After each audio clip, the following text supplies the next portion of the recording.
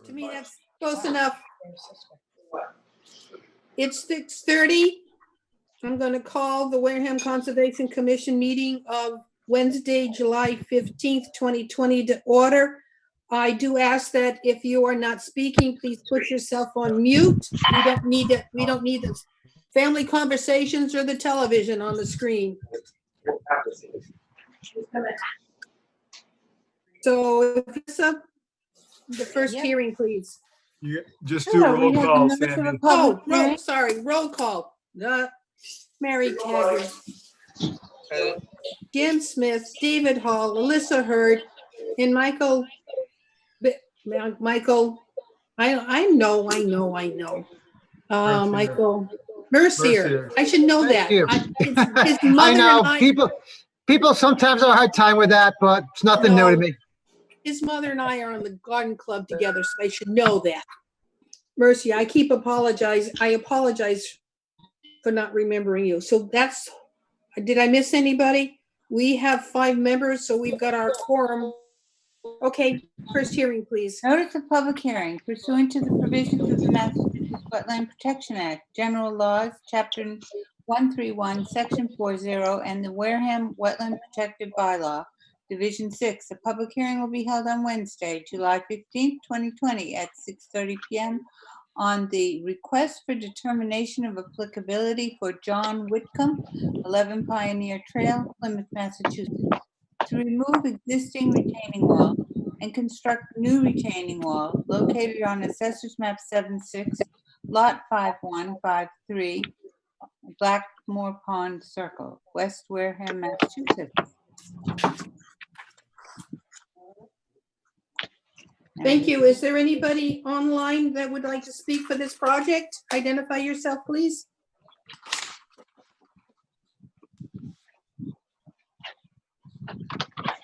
The applicant is online.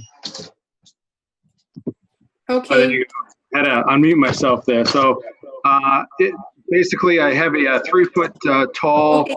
John, can you wait a second? Mr. Bichette will talk to us about the project, then you can comment. Sure. Thank you. $126.37 from checking account ending in 2,580. All right, please put yourself on mute. I don't need to know how much money came out of your checking account. Okay. No, am I muted? No. There you go. You're not. Nope. This is good. Okay, this project site is at 53 Blackmore Pond Circle, and the project involves removing an existing creosote timber retaining wall and replacing it with a block retaining wall. So there's an existing wall that is approximately 59 feet across the width of the property, and this is a retaining wall. It's not a wall right up against the pond. They have another poured wall that is right up against the pond, and this one is just a simple retaining wall that's set back about 10 feet from the poured wall. So the intent is to remove that wall and then put a new wall in, and the new wall is going to actually be placed even further back from the pond, which means they will have to remove some material to allow for the extra space that's going to be created, the extra low area that's going to be created below the retaining wall. So that extra material would be removed from the site, and the new wall would be like a keystone block type wall that would be constructed, and it would be approximately 3 to 4 feet in height. The work is basically going to be done by hand. There may be a small machine that would be needed to remove some of the material. They are going to put erosion control between the work and the poured concrete wall. So I would recommend the approval of the project with a negative determination number 3. Okay. John, did you want to add anything to that comment, to that description? No, I think that was pretty accurate. I'm just trying to get rid of that.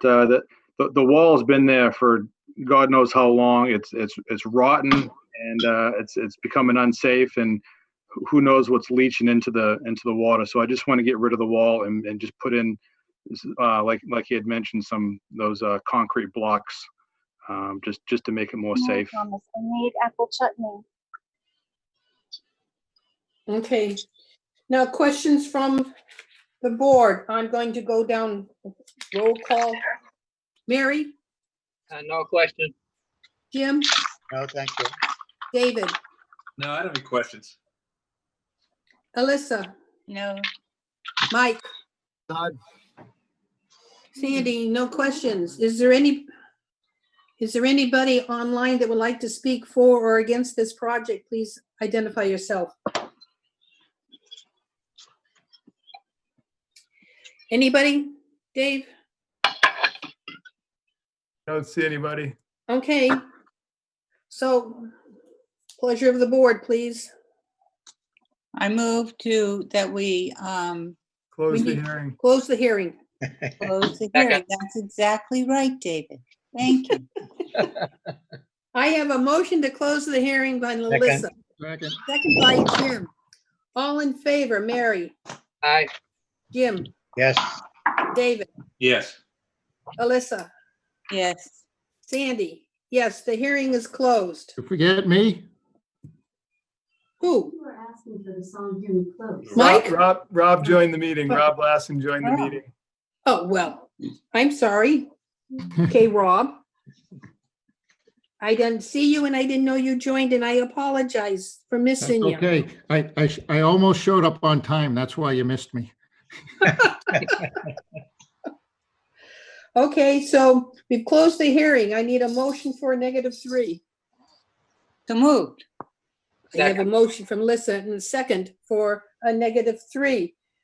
Roll call, Rob, Yes. Mary, Yes. Jim, Yes. David, Yes. Alyssa, Yes. Sandy. Yes. The project's been approved with a -3. And John, before you start any work, connect with Mr. Pichette. Will do. Thank you. Okay, thank you. Notice of public hearing pursuant to the provisions of the Massachusetts Wetland Protection Act, General Laws, Chapter 131, Section 40, and the Wareham Wetland Protected Bylaw, Division 6. A public hearing will be held on Wednesday, July 15th, 2020, at 6:30 p.m.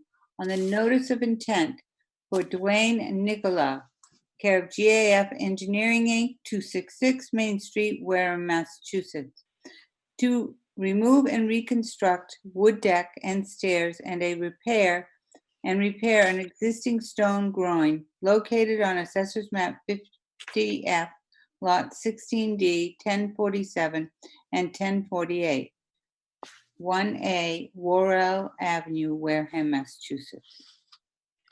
Thank you. Is there anybody here for this project? Yes, Madam Chairman, Bob Rogers with GAF Engineering. Thank you, Bob. Mr. Pichette, you're up.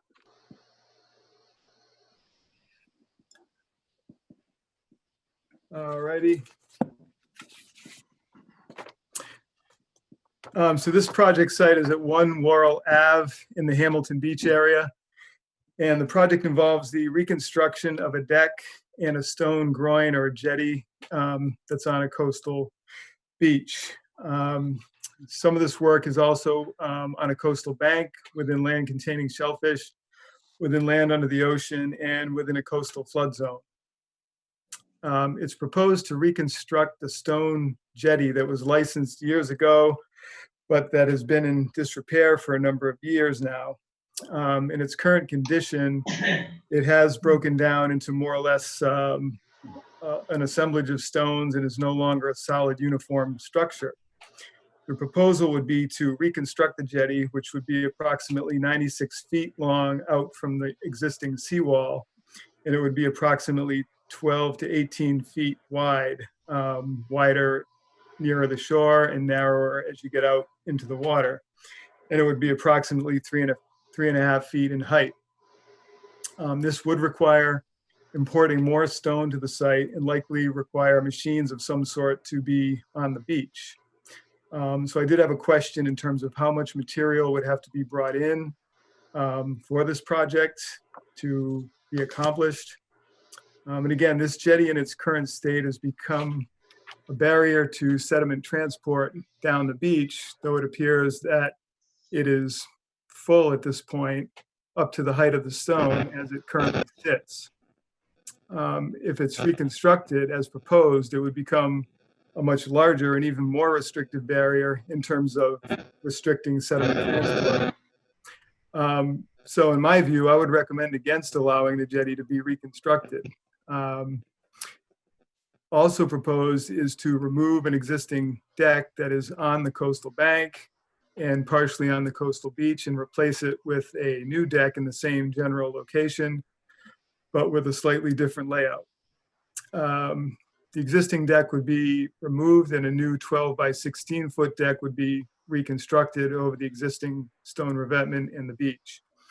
I spoke to the engineer and just asked for this to be moved back slightly if possible so that the entirety of the new deck would be over the stone revetment so that none of it is over the coastal beach since it's going to be totally rebuilt anyway.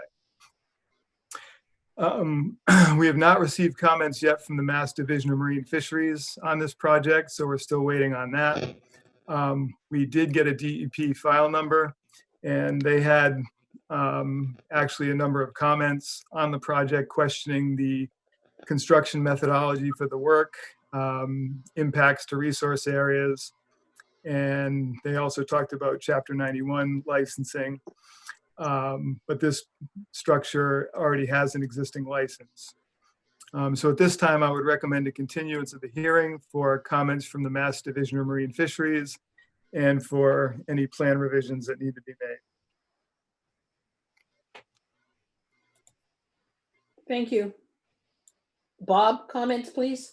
Sure, Madam Chair. So the dimensions for the reconstruction of the stone groin that we have on the plan match exactly the dimensions of the license that was issued in 1996. So it was issued as an interim license in 1996 with a 30-year time period. I apologize, Dave. I think I sent you an email with that license plan about 20 past 4 today. So you may not have seen it, but No, I did get it. oh, okay, all right. Yeah, thanks. Nice old Bob Catley plan. Yeah. So, and I've spoken with one of the owners of the property, Dwayne Nicolau, and he may be on this meeting. He was going to try and make it. So we understand that we need to provide some clarity as far as the sequence and access for construction of the stone groin. The Nicolaus have been losing their beach, I'm told, for about the last 5 years. So up until 5 or 6 years ago, there really wasn't a need or a desire to do the work on the stone groin. But it is part of the license that there's a responsibility to maintain it. The loss of the sand on their beach has potential to undermine those concrete steps. It's that existing deck and stairs and the pilings are in very poor shape. That's really a public safety issue. They have a right to access their beachfront. It's a slightly less overlay, if you will, onto the beach. We checked with the structural engineer. Dwayne had a conversation with the structural engineer regarding Dave's suggestion. I think the Nicolaus would be fine with doing it that way, but the structural engineer said, because those stones for the revetment aren't towed in, they're not, secured to each other, that it wouldn't be suitable for that end section, that the helical piles going down into the beach. I'm not sure if it's a permitting issue or just a structural issue, but if there's potential for those stones to move during a storm, then obviously we can't completely anchor the deck to that. So Mr. Nicolau is meeting with a contractor tomorrow who's interested in doing both the work for the stone groin and for the deck and the stairs. And so after tomorrow, we can coordinate on any, if we can minimize the groin in such a way that it prevents the Nicolaus from losing the sand and doesn't go out so far in the water, I would support that. But I think it's going to be an important meeting tomorrow for us to be able to, we're more than willing for the continuance and provide the additional information that we are being asked to. I think we just we want to exercise our rights to reconstruct that stone groin to the extent that it's needed to protect their beach. Okay, thank you. Now, questions from the board. Rob?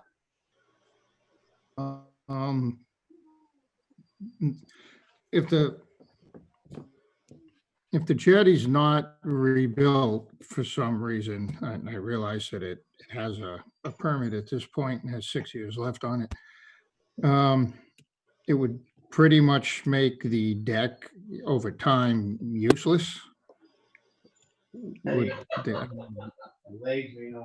Yeah, I'm change in sorry, beach, which has been coming for 5 years, and if the jetty goes away, that pretty much the beach goes away. Is that what I hear? If the jetty goes away, they're going to lose their beach, and it's going to undermine those concrete steps and quite possibly the revetment. Right. I just want to make sure that's what I heard. Yes. I know that jetties in general are not thought of as a good thing anymore because of the damage that they do and the shifting that they cause. But this one's been here a while and is obviously still permitted for 6 years. So I'm not sure what that gives us for, Well, in terms of to answer your question too, the jetty as it currently sits isn't going to go away. It's just going to stay the way it currently is. What the question is whether or not they're going to be allowed to rebuild it to the stage that it was 40 years ago when it was originally put in, or whatever time frame it was. We're talking a long time ago. This isn't something that was just put in 1996. They got it permitted in 96, but it was something that's been there well before that time frame. well, my assumption is that it degraded over that time up until now and will continue to degrade. Right. And so I don't know if you're seeing the photo on the screen. Yeah. No. So you can see the buildup of sand on the one side of the groin because the groin's trapping sediment. Right. And then on the back side of it, you see that there's really not that much sand. So the way it currently sits, some sand is being allowed to get through the jetty because of the disrepair that it's in. If it's rebuilt, then that'll totally cut off any sand from the backside, and those people will lose their beach completely. Right. So Yeah. that's the issue that you have here. How does that balance against 6 years left on an original permit? What does that give our where does this, what rights do this board have to change what's already permitted, I guess is maybe the question. Well, I think you've got a couple different sets of laws here. So they have a Chapter 91 license, which has 6 years left on it. And so that's a license under the state for the Chapter 91 permitting under the Public Waterfront Act. We're simply reviewing projects as they relate to the wetlands laws. So if something was permitted, however many years ago it was, and, it's been left to be in disrepair or disappears in a storm and nobody replaces it, and then somebody wants to come back and try to get a permit under the wetlands laws, then we are looking at it in terms of today's standards and whether or not we feel comfortable with how it may or may not impact wetland resource areas. So we're not obligated to issue any permit just because they have a Chapter 91 license. The commission can do that, but they're not obligated to do that. So it's strictly an issue where the commission's got to look at this in terms of how they perceive the project to meet or not meet the wetlands laws. So So it is a little tricky for sure. And where this is going to get continued, I think that'll give the commission time to evaluate some of the issues. Like I said, my main concern is that jetties in general cut off sediment transport down the beach. And right now, this is doing that to some degree, but it's also still currently allowing some sediment to get by because it's in disrepair. If it's reconstructed and expanded, it's going to limit even more the sediment transport that currently is going down the beach. So that's my concern with what they're proposing. Anything else, Rob? Nope. All right, Mary? I think we should definitely continue this until we get some more information. It sounds like there's some safety issues there with the new construction, if that should go on without the jetty being supported. Well, Jim? the other thing to get back to on, I think, Rob's question about the deck, is the deck really is not going to be a problem one way or the other because it's being built basically on a stone revetment, which is not going to be moved in any way. That's going to stay right where it is. So the deck can be there. There's a deck there now, and you can put another one there, and won't be impacted in terms of whether it can stay there or not because it's going to be built on the existing stone slope. Jim? I have nothing. David? I'm just wondering what's going on down Longshore Drift, which is the drift of the sand on the beach. That's to our right on the diagram. I mean, those people are definitely losing beach down there on the other side of the jetty, on the right side of the diagram. Is that right? I mean, Dave, is that? Well, yeah, you can see the buildup here and Right. you can see the loss here. So obviously that's what's going on and what typically happens when these things are put in place. Right. Yeah, So it's a tricky call there. I understand that. So over time, what's her name? Marianne Shuffelt? Is that who owns that piece of property? It's right at the top of my screen, so I can't really read it. Will that piece of property lose land over time if it's rebuilt? I think she would. Don't you, You're talking Dave? about this right here? Right. I see no movement on what I'm looking at. You mean Yeah, the Hamilton Beach Association? All I see at the top of to the right of the jetty, I see like a Marianne Shuffelt. And under that, it says match into existing revetment. Revetment. Yeah, but I think the beach is owned by Hamilton Beach Association. That's correct, Madam Chair. Are they, On both sides of the jetty. No, the other side, it goes to town of Wareham below mean high water. That would be off to my left. Correct. Okay. I'm speaking of off to the right of the jetty. Yes, That jetty Hamilton is Beach fixed. Association. Okay. Will that will continue to wear away? That will I can't say. I'm not a coastal geologist. Well, I'm just speaking from the experience of walking down the Chatham and the Harwich beaches my whole life. That seems to happen on every jetty. So just to be clear, so the goal of the reconstruction is to, save enough of the beach to prevent the undermining of the concrete steps and the revetment. okay. Right.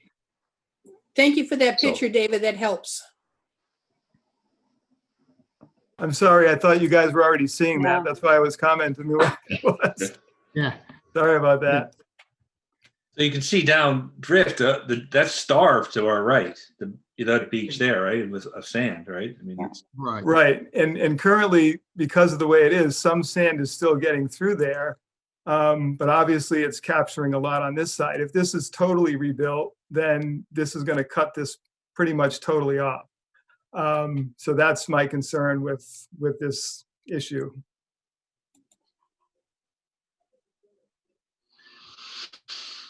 If the jetty was not there at all, let's assume it was removed, this would go back to steady flow and everyone would have some sort of equal share sort of over time? Well, I'm wondering if no one would have any sand if it wasn't for that jetty. Yeah, That's also possible. if I could say something, I'm a Nicolau. My mom lives at that property. We have been there for 50, well, my parents have been there for 65 years. I've grown up on Hamilton Beach every summer, and that whole beach is eroding away. So if we didn't have that jetty, we wouldn't have any sand, but nobody else would have any sand either. So we're trying to save our sand. The rest of Front Beach, as we call it, it's very sad that it's eroding away because there are no jetties. And so the sand is disappearing and the water is getting closer to the homes. So for Yeah, and just for 58 years, I can vouch that the sand is going away and we need our jetty to protect the little bit of sand that still remains in front of my mom's house. If that's helpful to anybody. Yeah, and just to be clear, nobody's talking about removing what's there at all. So that would stay no matter what happens. And generally what's going on is the sand is traveling in this direction. Yep. And it's basically all ending up down here. Yeah, but that sand used to be 100 yards, 150 yards before the water started. No, I know, I realize that, and part of the reason for this is because this whole thing is a seawall this whole way across, and there's no more sediment coming from the land because it's all cut off from seawalls and so forth. And so what sand is there, which was placed up there during dredge projects many, many years ago, has been shifted over the course of time, and that's just what happens in these coastal areas.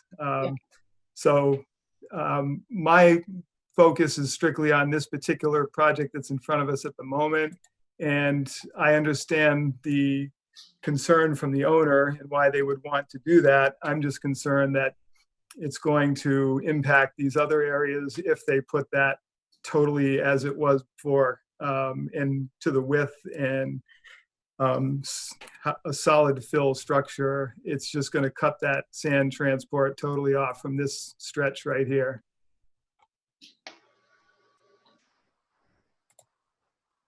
David, any other question?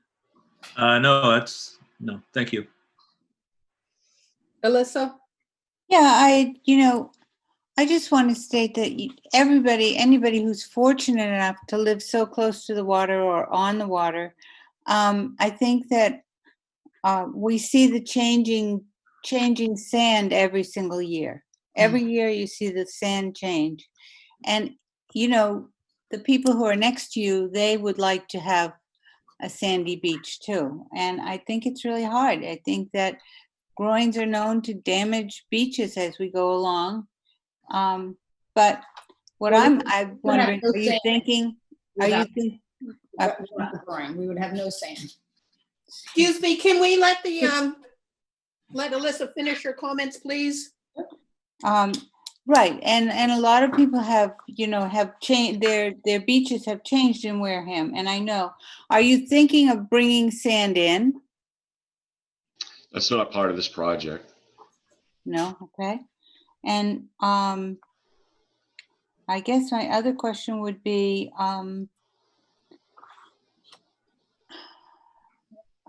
what type of machinery would you be using to move this? Will you keep this groin as long as it is now? How short will you go? Well, that's going to be determined at the meeting with the contractor tomorrow. So it's best that we wait until after tomorrow's meeting to determine what's going to happen. I anticipate a rubber tire machine at low tide and only a few hours worth of work. But that's going to be discussed tomorrow with Mr. Nicolau and the contractor. It's a hard thing because you're used to having beach, you're used to having the nice water and everything else, and things are changing.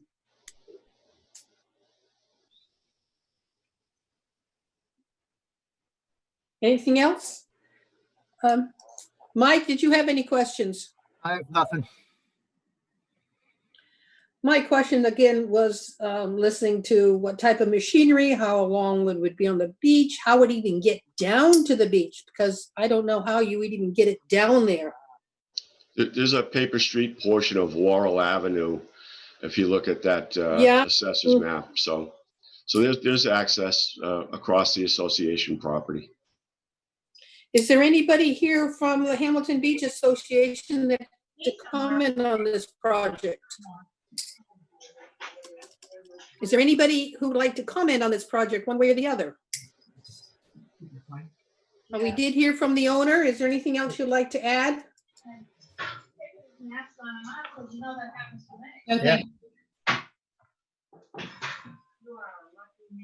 Well, it looks like we are going to ask for a continuance on, David, are we going to go for June 29th, July. July 29th? No, we were planning on going to the next scheduled meeting date, which is August 5th. Okay, Yeah, August 5th is fine with us. okay. So I need a motion to continue until August 5th. Move to Did you continue. close the discussion or no? No, we can't close. We're going to Oh, continue. that's right too. Yeah. Move to continue to August 5th.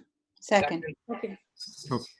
Before I vote, I'm going to have a question. Bob, would this give you time to come back with after the meeting tomorrow?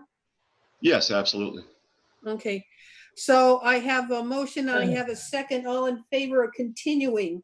Rob, Aye. Mary, Yes. Jim, Yes. David, Yes. Alyssa, Yes. Sandy. Yes, it's continued until August 5th. Looking for some information on the size of the jetty and the machinery to be used and all that stuff. Anything else? Thank you. Thank you. Thank you. Okay, notice of public hearing. Can I go on? Yes, please. Pursuant to the provisions of the Massachusetts Wetland Protection Act, General Laws, Chapter 131, Section 40, and the Wareham Wetland Protected Bylaw, Division 6, a public hearing will be held on Wednesday, July 15, 2020, at 6:30 p.m. on the Notice of Intent for Trilobite Trust, Robert St. Ange Building and Renovations, care of Arur Engineering LLC, 25 High Street, South Dartmouth, Mass. 02748, to repair 2 pier supports and landward abutments and replace deck boards and railings on pier located on Assessor's Map 23, Lot 1001, Codman Point, Wareham, Massachusetts. Thank you. Is anybody here for this particular project? Identify yourself. Yes, this is Alan Haru. I'm a professional civil engineer, and I'm using my spouse Magali Carrera's Zoom account. So that's Okay. why you see her name. Okay, Alan, Mr. Bichette will speak to the project, then you can have comments. Okay. Okay, so this project site is on Codman Point, and the project involves repairs to an existing pier within a coastal flood zone. An existing pier supported by piled stone supports is to be repaired. Concrete work is proposed around the upper portion of each of the 2 stone pile pier supports. Forms would be placed around the existing concrete work and re-poured to fill cracks and restabilize the concrete work. Concrete would be filled into the upper stones of the support structures as shown on the detail to stabilize the stone. All of the work is proposed to be done by hand. Concrete would be mixed on the upland area and then wheelbarrowed out onto the pier for use. It's also proposed to remove some deteriorating concrete and stone steps that go from the pier down to the beach. The concrete would be broken up by hand and then removed. And any remaining usable stone from the existing stone stairs would be placed up against the pier abutment. New wooden stairs would be attached to the side of the pier to drop down over the stone slope to the beach. A DEP file number has been received. So I would recommend the approval of the project with the standard conditions and the added conditions that the concrete be mixed on the upland area, that there's no machinery allowed on the beach or intertidal zone, and that any of the broken up concrete from the work is to be removed from the site. David, removed from the site even though they're planning to use it? I'm talking about the concrete, the broken up concrete. They're not planning to reuse that. They're only going to reuse some of the stone that's mixed in with the concrete. Okay. And I didn't get all of those. Concrete mixed on the upland, and I didn't get the rest of it. No machinery on the beach, and that any broken up concrete material be removed and not, left on the beach. Removed from the site at all, not just the beach. Well, there's plenty of area on this entire Okay. property that's possible to store stuff, but Okay, yeah. from the beach. Yeah. So, Alan, is there anything you'd like to comment that you would like to add to that? That sounded very good. I'm in favor of what Dave just said. I would only add that since we paid a fee based on the total linear feet of the pier, the entire pier, I included that the client would have the right to replace deck boards and the existing handrail if he would like to in the next 3 years. There's some deck boards that could definitely probably should be replaced, but that would be his prerogative as well. So that's also a part of the notice of intent, is just to replace existing deck boards on the pier and replace the railing as necessary during the term of the order of conditions. Okay, questions on the board? Rob? No, actually, it sounds pretty straightforward. Can you guys see these pictures? Oh, Yes. thank you. Now I can. One. So if I understand, they're gonna put a board, what do you want to call it? Forms around these and then pour in concrete to fill in the gaps? Yeah, around these upper chunks right Not- here. Oh, the and upper then, chunks. and then they're going to put some concrete just in this upper portion. They're not going to do the whole thing, just in these upper stones up here. And on the other side of the view from the other side, you'll see where the top concrete portion's in much more disrepair than shown in this photo, but Yeah, you can sort of see it on the right. right. And Okay. the abutment, yeah. Thank you for the pictures. Okay, so Rob, questions? No, like I said, it seems pretty cut and dry. Mary? No question. Jim? I like the pier. David? No questions right now. Alyssa? No question. Michael? None. I'm sorry, every time I say Michael, I have machinery behind me that asks me what I want. Sandy, I have no questions. I did not plan that. No. So is there anybody online that would like to comment on this project?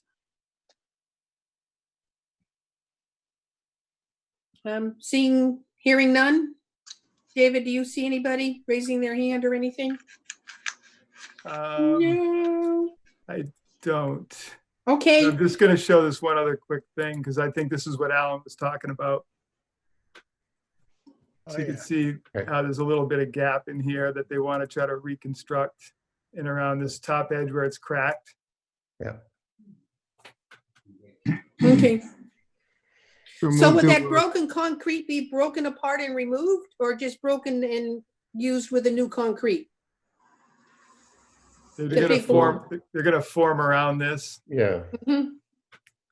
And then parge the top stones. Okay. All right. Move to close? Yes, please. I Move to think close? I have a motion to close. I heard a second from Jim. All in favor, Rob, Yes. Mary, Yes. Jim, Yes. David, Yes. Alyssa, Yes. Sandy? Yes, the hearing is closed.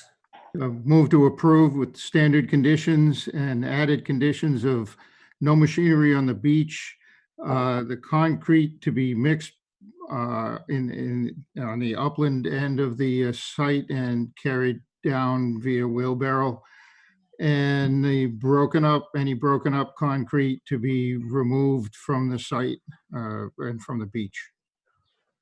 I believe, Pichette, that was it, right? That was, I think, I got, that's Yes. what I got. Okay. Yep. So we have that motion. Second.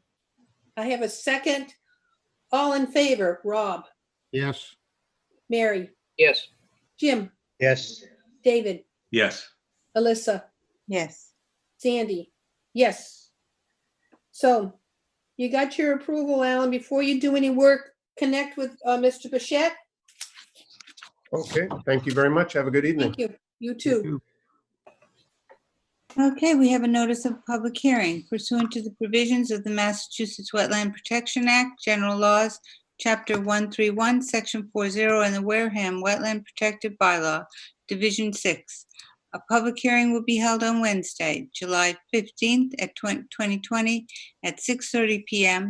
on the notice of intent for Borrego Solar Systems, Inc., care of Beals and Thomas, Inc., 32 Court Street, Plymouth, Mass. 02360, to construct a ground-mounted solar facility located on Assessor's Map 111, lots 1000C, 1000F, and R-1, 150 Tehonet Road, Wareham, Mass. Thank you. Who is here for this project? Good evening, Stacy Minahan with Beals and Thomas, and I'm here with Zach Farkas and Dean Smith from Borrego as well. Thank you. Ms. Bichette, you're up. Okay.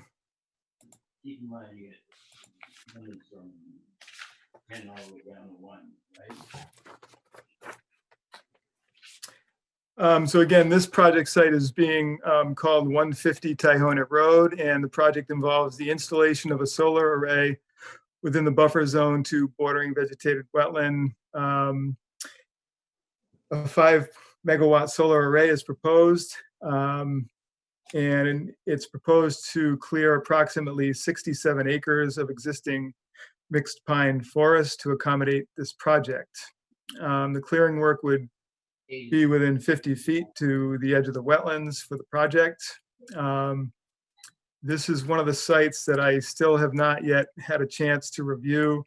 I spent a lot of time recently starting to review the site at 27 Charge Pond Road and just have not gotten to this one at this point. This project is also currently being reviewed by the town's engineer. I don't believe that review has been completed yet either. At least I have not seen any report to that effect. We do have a DEP file number, but at this time I would recommend that the hearing be continued so that I can actually review the wetland delineations and so that we get the report from the town engineer. I would also just like to make a comment that I have received several emails from citizens who are against this project or these projects as a whole based on the amount of tree clearing that's proposed. So I just wanted to make that point. Thank you. Stacy and company, anything to add? Sure. If it's okay with the commission, I'll just do a quick overview. And then if it pleases the commission, I know we are continued for the other 2 sites as well, but if it's appropriate, we can certainly discuss them all at the same time since they're similar as well. And the other 2 are continued. As Dave noted, the delineation review needs to happen as well. And we are still awaiting peer review comments. So for this project, I'll keep it simple since it's very similar to the southerly one at 140 that we discussed before. It's southwest of the existing Tehonet Solar project, east of Tehonet Pond. A couple of things I did want to highlight related to the installation of the solar panels that I hadn't just mentioned at the last meeting. So, and it comes out of a comment or question that came up at the planning board meeting we had on Monday. So I just wanted to clarify the racking for the solar panels is installed by ground screws, so it's not excavated concrete footings. So there is very little earth disturbance associated with the racking installation for the solar panels. Otherwise, it's very similar to the other projects, surrounded by ring roads, stormwater plan to mitigate the change in cover type. And then in terms of the resource areas, so there are several, and I know Dave will be reviewing them in the field. There's a BVW to the east. There are three isolated vegetated wetlands along the western border, and offsite BVW and cranberry bogs into Tohonet Pond. There are 2 potential vernal pools on this site. And similar to the other projects, we did maintain a 100-foot offset from the potential vernal pools. Beyond that, I don't think I have anything new to add. I'm certainly happy to answer any questions on this or on the other 2 as well.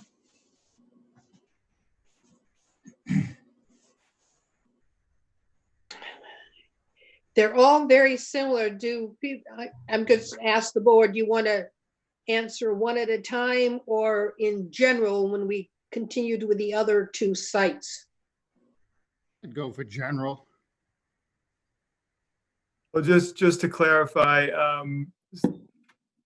yeah, you can comment on them all, even though technically we're not really in those hearings, but I think since they're continued, it would be fine to do that.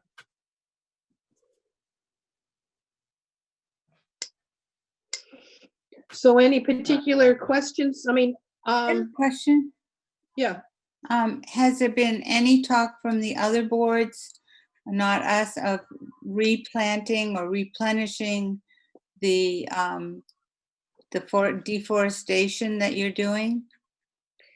Stacy, you want to talk? Sorry, Stacy, somebody talk to what has been set aside already by Makepeace, those 800 acres by Maple Springs Park, et cetera, et cetera.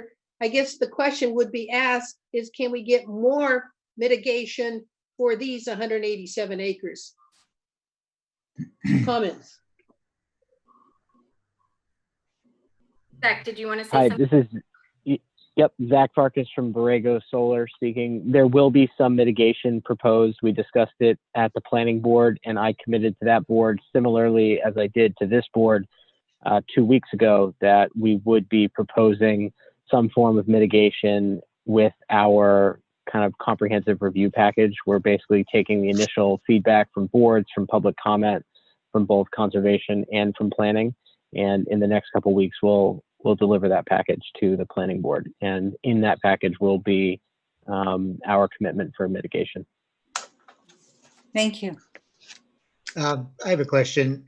Would the number of acres of woodlands be equal to what you're going to cut down? You said some. No. No, the mitigation will not likely be an acreage mitigation. It will likely be a plan for replantings or other plantings around the town of Wareham. Interesting. Not equal. Okay. One of the comments we heard at the planning board is that by coming within 50 feet of the pond, homes across the pond will see nothing but solar panels in the winter. Is that correct? Is there some discussion about moving further along? Not Yes, leaving ma'am, 50 there has feet, been. but yeah. Sorry, please finish. No, I was just going to say, cutting back more than 50 feet to allow for more forest to exist between Tohonet Pond, the solar fields, and the private homeowners across the pond. But you are, if I recall, planning board, it was being considered. It's being more than considered. You know, it is a planning board matter, but absolutely, I committed to the planning board at that meeting that I would go back to the plans. My expectation walking into that meeting was that there was not going to be any impact from private views on the west side of Tohonet Pond. One of the board members commented that as a former resident of that area, they believe there would be. So we're taking those comments at face value, and part of that updated package that we'll be putting together in the coming weeks will include additional trees on if you look at Tohonet Road, which runs north to south on the current plan on the screen, there will be a band of trees on the east side of that road, essentially between the road and the panels. That band of trees will be approximately 100 feet in width that will run all along the western edge of the array as shown here, and it will also continue south all along the western edge of the project we're calling 140 Tohonet, immediately to the south. Okay. Is there any other comments on this one alone before we continue? Because we're going to continue with the other two sites.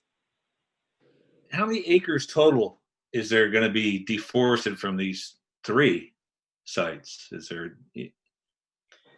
I thought We haven't done The in terms of the plans that were submitted, the way they've depicted the acreage, it comes out to 187 acres. Total from all 3 of them, right? Correct. Yeah. It just seems a shame. I know Makepeace needs to make the best use of their land. It just seems a shame we have to cut down all those trees, but I don't know. It just, I know everybody's saying the same thing, kind of, I guess. Yeah, we recognize that. We knew walking into this that is, you know, the black mark on the projects, and we're doing the best we can to limit the impact. Okay. What did you say? Okay, so we are going to continue the hearing. Just We have to have get two- public comments, Andy. Oh, yeah. Anybody wants to talk about the 150 Tyhonet project? Because we're going to be bringing up 2 more projects. Anybody for 150? Nothing? Okay.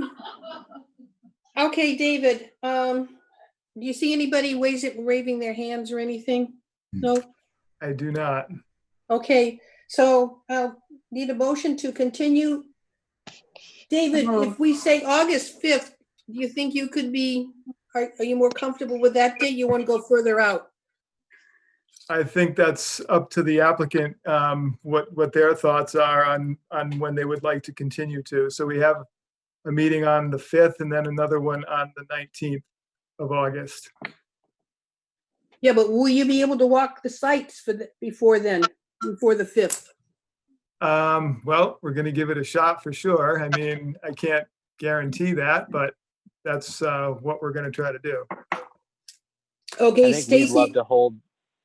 We'd love to hold the 5th, and understanding that obviously the major input to discussing these projects again on the 5th will be Dave's site walk as well as Mr. Rowley's peer review. I'd suggest we continue to the 5th, and if something shows in between now and then that there will be no change, then we can certainly continue. Okay. All right, so a motion to continue, please. So moved to the 5th. A motion to move it, continue until the 5th. I need a second by Jim. Rob? Yeah. Mary? So moved. Jim? Say, David? Yes. Alyssa? Yes. Sandy? We're continued 150 until the 5th of August. All right. Continued hearings. Does anybody mind if I take the 2 solar out of sequence since we've got everybody on the line? Nope. go ahead. Fine. Okay, so the next one, we'll look at 140 Tyhonet.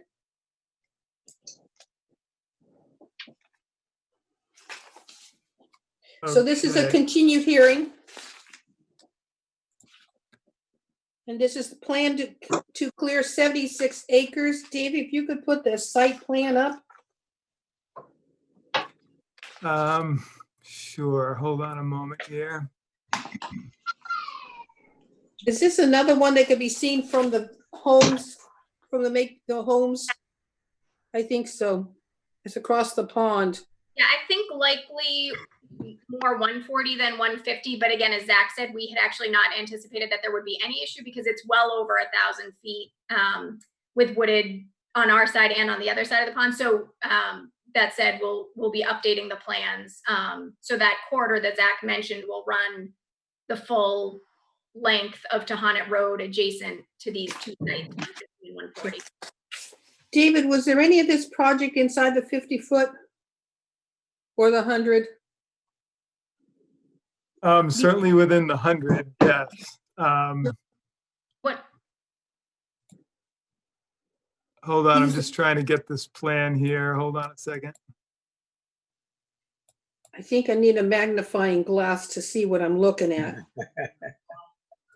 If I may, 140 is the one of the three sites. The other two do not require work within the 50. 140, we did request a waiver. That's that existing access road that we're looking to improve on the upgradient side away from an existing agricultural canal that we looked at the photographs at the last, photograph at the last meeting. So Yeah, there is you mentioned that. Yeah, The road already, the road already exists. correct. Now, this one had 2 vernal pools in the northwesterly corner. This one has one potential vernal pool in the more like southwesterly corner. Oh.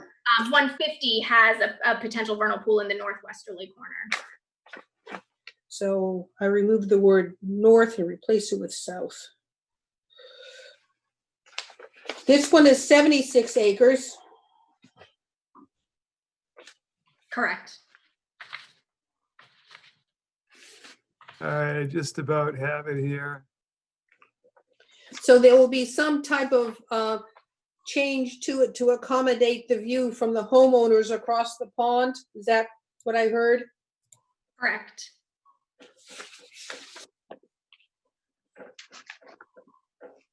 So this is the location of this particular site.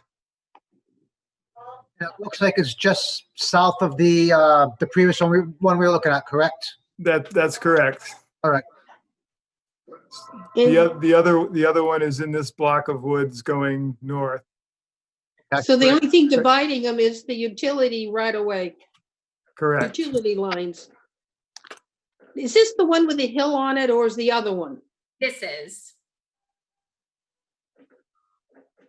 So it's my understanding there's going to be a forestry person going out there and giving some type of dollar amount to the worth of trees to be removed.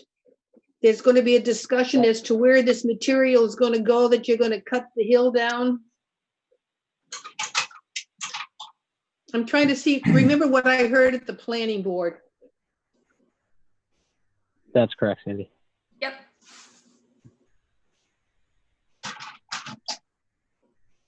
Okay, of course, what I just said has absolutely nothing to do with Conservation Commission. I just thought I'd put it out there.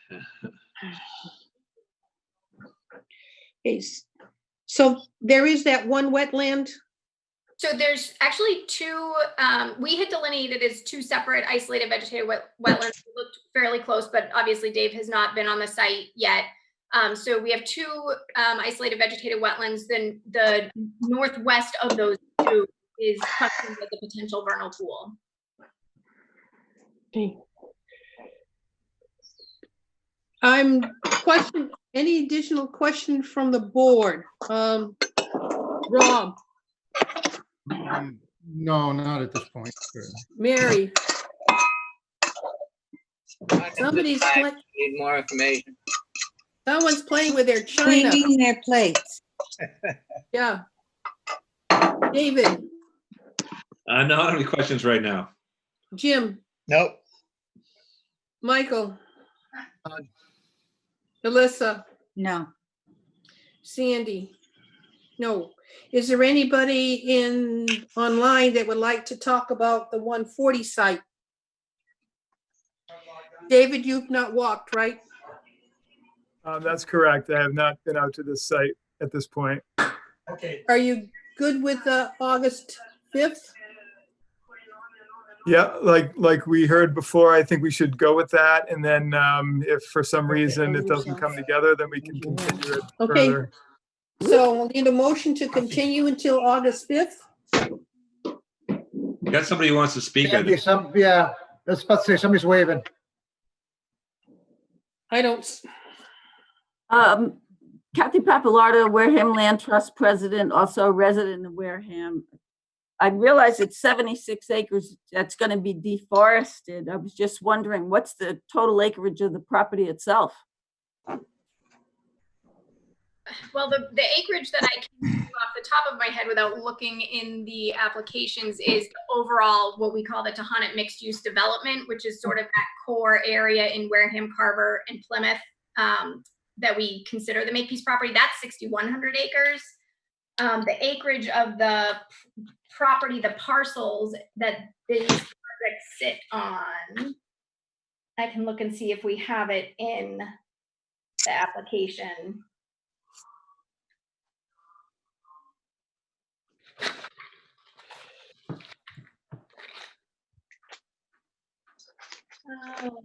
I don't know that we did identify the full acreage of the various parcels that comprise. I can certainly pull it together. I think that would be helpful because you kind of look at it and say, wow, if that was a lot of 100 acres, you're clearing 3/4 of it. It's far larger than that, and certainly when you consider the adjacent land that Makepeace owns in Wareham, it's quite significant in that vicinity. But I can certainly pull together. Is there a reason these parcels were sited in that location? Considering the wetlands and in this particular one, the amount of earth you're going to have to remove to bring it down? So yes, ma'am. Zach Farkas speaking here. So there's obviously a number of criteria that we go through when citing projects. The first and foremost is kind of considering the landowner's total land holdings portfolio. As Stacy said, this is in the midst of over 6,000 acres of the Tohonet mixed use development area. We have permitted and built solar projects in this area before that have, again, been relatively out of sight, out of mind from public ways and from private residences. That was our intent, to continue working kind of out in the middle of nowhere, if you will, so that we weren't encroaching on anybody's quiet enjoyment of their property. Further, as another gentleman on the board noted, these two sites are separated by the utility right-of-way that houses a distribution and 2 transmission lines in between the Wareham substation, the Tremont substation, and I think it's the Valley substation in Plymouth. So that's almost like, you can imagine that as kind of an electrical highway for all the energy and electricity that's used in Southeast Massachusetts. So it provides for an ideal interconnection hookup. And then commenting specifically to your second question about earth removal, Makepeace maintains what they call their 100-year sand plan, where they always make sure they have 100 years of sand, overwintering sand for the cranberry bog operation. That hillside has been identified for years as a source of sand for that plan. And so part of the siting was that Makepeace was moving into that area anyways over the next couple of years. And so the resulting excavation is only indirectly has to do with the solar project. It's mainly for the excavation. The excavated material itself is mainly for the 80 Makepeace cranberry agricultural operation. So is it gonna, when that hillside gets leveled, I guess leveled off is the word, is that gonna affect the hydrology of the area in regards to anything coming further down into the river or runoff or anything? It shouldn't, but I can let Stacy speak specifically to our stormwater plans and controls. Especially with the vernal pools there, the potential vernal pools and the setbacks on them. I know it's whatever the requirement is, you're keeping that, but have you thought about maybe going further than the minimum? With regard to the hydrology, to answer first, we did take actually a very detailed look at the detailed look when you're doing stormwater hydrology, but particularly for all 3 of these sites, the way we set up our watershed areas that we were looking at was basically to have each potential vernal pool or wetland within its own area so that we could ensure that the hydrology is maintained. So, we're confident that we won't be changing the hydrology on site within the wetlands and potential vernal pools that are there or off site as well. Okay. And thank you, by the way, for answering the question I raised the other night about how the solar panels were going to be situated. I thought they were going to be set in cement. So thank you for answering that. Certainly. The only impervious surface we'll be introducing is a very small rectangular area for the equipment pads. The roads are not paved. Those remain dirt roads or gravel roads. But as Stacy mentioned, the entire array within the fence, these 75 acres that we're talking about, it's basically a meadow underneath the panels. And we could show you some sites that are constructed and operating just to get a feel for what these look like when they're operating. But there is a considerable amount of wildlife that can continue to thrive and live in this area. And I'm not saying that as nothing changes. Obviously, I've mentioned both at both of these meetings and at the planning board, like I recognize that the tree clearing is very hard to swallow, but it's not a complete negation of the site. Okay, thank you. I'd have a question here. I know that it's a meadow and does support a variety of life. How is it that you plan to keep it a meadow? Is the woody plants that will inevitably take root and start to grow, are they kept out with chemicals or are they manually removed? There are no chemicals. There'll be no chemicals used during the operations and maintenance, construction period, decommissioning period at all of this project.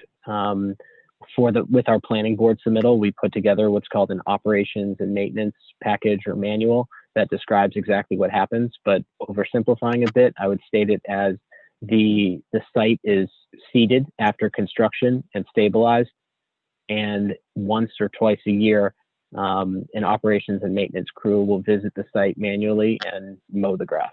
It'll be treated very much like a hayfield, with the exception of the hay will not be removed. Okay, thank you. Anything else? Anybody else? Yep, excuse me? Already did it too. Chairman Slayman, through you, could Zach or Stacy comment on what sort of fencing is going on this? If indeed animals can go through the fence or not, or under the fence? Sure. So it's Sure, there's definitely oh, sorry, go ahead, Stacy. Okay. It's a 7-foot chain link fence with a wildlife gap at the bottom. So if I remember correctly, it's a 6-inch wildlife gap around the entire perimeter. Thank you. So just about anything but a deer. Defense. Yeah. There's a detailed defense provided in the plans in case you wanted to look any closer. Thank you. So Nancy, anything but a deer can get in there. Okay, that works. Turtles, skunks, possums, raccoons, etc. Okay. Anybody else on commenting on 140? If not, I'll make a motion to continue until August 5th. Move to continue to August 5th. I need a second. I heard a second. I didn't see who did it. Jim. Thank you, Jim. Okay. To continue, Rob, Yes. Yes. Mary, Jim, Yes. David, Yes. Alyssa, Yes. Sandy. Yes, it's continued until August 5th. So we'll pick up the next hearing, which is 27 Charge Pond Road with the same parties. So Mr. Bichette, if you could bring up that plan, I'd appreciate it. So I correctly haven't seen that. Yes, so this is the 27 Charge Pond Road property. And similar project, 5-megawatt solar array. And this one would propose to clear approximately 44 acres of this site. So this is the one I did get out to and started to review the wetland boundaries. This one probably is the one that has the most significant amount of wetland resource areas on it in terms of edge of bordering vegetated wetland along this whole stretch. And then there's a number of isolated wetlands and vernal pools within the property, which I'll show you on this other plan. So we did spend quite a bit of time out there, but just simply did not have enough time to complete the whole site. We did make some changes to the wetland lines that we did look at. And so there'll need to be some revisions to the plan and whatnot. But as I said, there still is quite a bit of area left to review on this one. So many people want to put those solar. Sorry, excuse me, there is somebody who's talking and it's not muted. Please. It was a scary time. Thankfully, my faith allowed me to be thoroughly strong in that time. But when you're with your wife about the fact you're going to be put on a ventilator, and at that point again, I'm someone. Well, I'm sure, I'm glad somebody finds something funny. So that if I take a look at this, Mr. Bichette, there is a, what we say, 4 potential vernal pools in this area. Yeah, hold on one second here. Well, he's bringing it up. Stacy, did you want to speak to the project while he's bringing up that slide? Sure, and I don't have anything necessarily to add beyond what we talked about before. As Dave noted, there are changes to the wetland line, which once they're done with the field review, we'll locate those. It is a very thick site, so it's not surprising that you didn't necessarily make it through the full site in the first day. In terms of the potential vernal pools, I was just looking to see if I had my notes handy. I don't. Let's see, in terms of the number of them. And to answer a question that I know will be coming, the total lot is 130 acres, which you're planning to clear 4 if I read my information at the assessor's correct. I believe so. That's not, yeah, the overall parcel is 130 acres. Thank you, Dave. That's the one I want.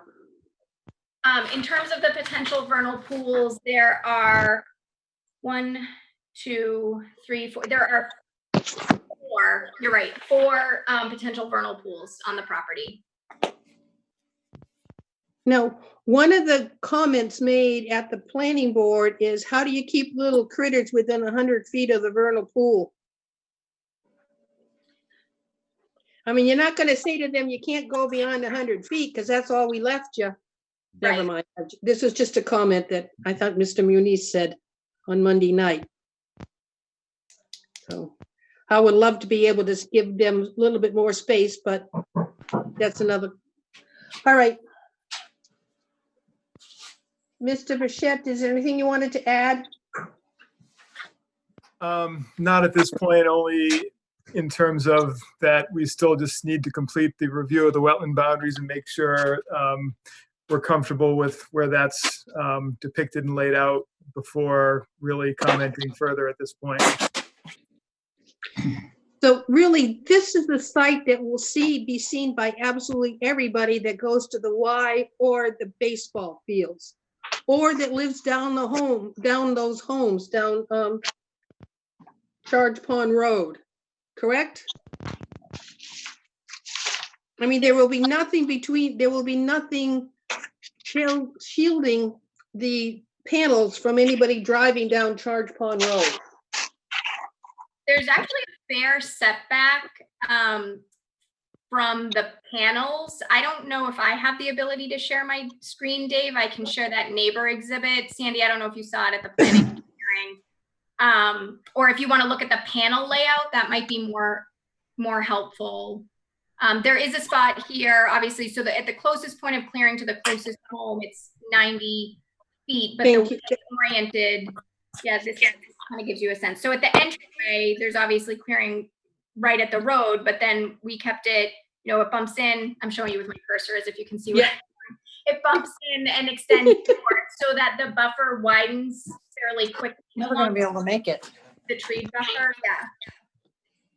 And then south of that road, that entire area remains treed. Okay.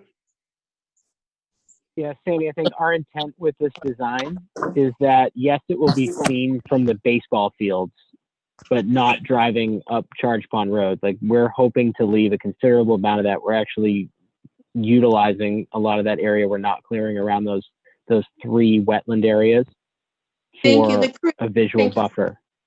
The little froggies, thank you. So do the newts. Is there any questions on the board? Is just say something, because I'm not going to go a roll call again, because it's the same thing as the other 2 properties. Just that there's more wetlands on this property. I have a question.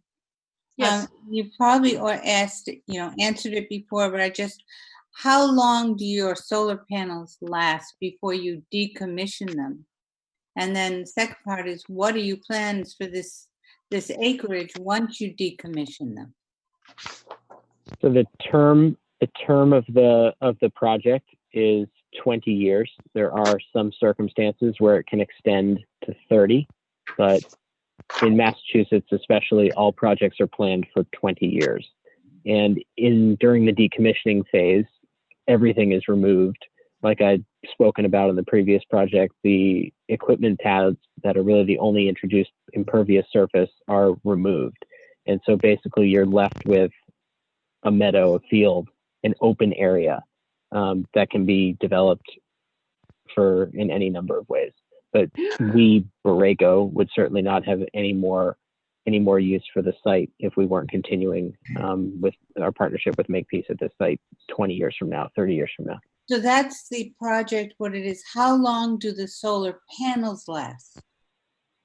The solar panels last almost forever. They, I don't like to use the word degrade, but their efficiency reduces by 0.5% per year, which is not a lot considering the environment, the elements that they're in, especially in a 4-season region like New England.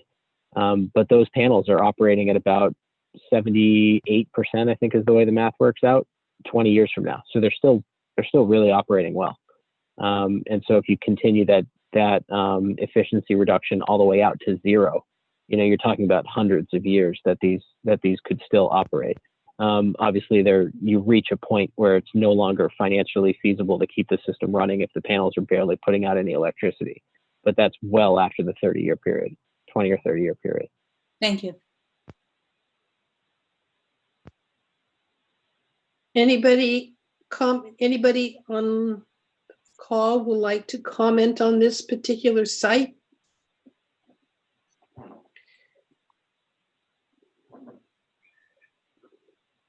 Kathy and Nancy, probably nothing new, nothing more to add to it, or you had something more? Madam Chairperson, Chairperson? Sandy's fine. Sandy's fine. Okay. Again, the concerns that Dave has raised that I think everyone is concerned about, in particular, this one is all of those potential vernal pools. That's a lot. And it's, when you're looking at it, anybody who's ever done sewing, when you're trying to cut a pattern and you're trying to go around everything, that's what it looks like you're doing. To just cram as many panels as you can get in that site that will be allowed by the assorted wetlands and bylaws, et cetera. I mean, the river is on the west side. You've got all of those vernal pools in there. I mean, they're so special and they're so fragile. And there's so few places they even exist anymore because lands have been disturbed. And if people didn't know they were there, well, that's it. That's the end of them. So that particular one, I mean, of the 3 sites, 140 is removing so much earth and reshaping the earth there and the landscape, which once the panels come down, that landscape is changed forever, which I realize 20 to 30 years, whatever it is. And this one, it just seems it's made to fit in so you can get it in and not disturb, but they will be disturbed for potential vernal pools. That's my concern. That's everyone's concern. We all know we need electricity. We all want clean energy. But this one seems a hefty price on this particular parcel. Thank you. Thank you. Sandy, I have a Yes. question as well. I couldn't tell from the project because the lines, the gradations are tough to read. Is there going to be a lot of earth removal on this project as well, or not so much? Stacy? There's not earth removal on this project, like there is on the 140 where Makepeace is planning on earth removal from there. The grading that you see on this site is largely to accommodate the site development and the stormwater to ensure that we're not changing the hydrology for the various wetlands. Okay, thank you, Stacy. I mean, because if you change the contours too much, you're going to affect those vernal pools, which is pretty much what we're trying to save. And so for all three of these sites, that's why we undertook a very detailed hydrology review with each pool as its own kind of design point and consideration, so that the change in cover wouldn't change the hydrology of those potential vernal pools. Okay. In terms of the look or the being highly visible from the area, I think that there's, I know that there's a solar project that is on Toby Road that was one of the first ones that came in to town that was really visible.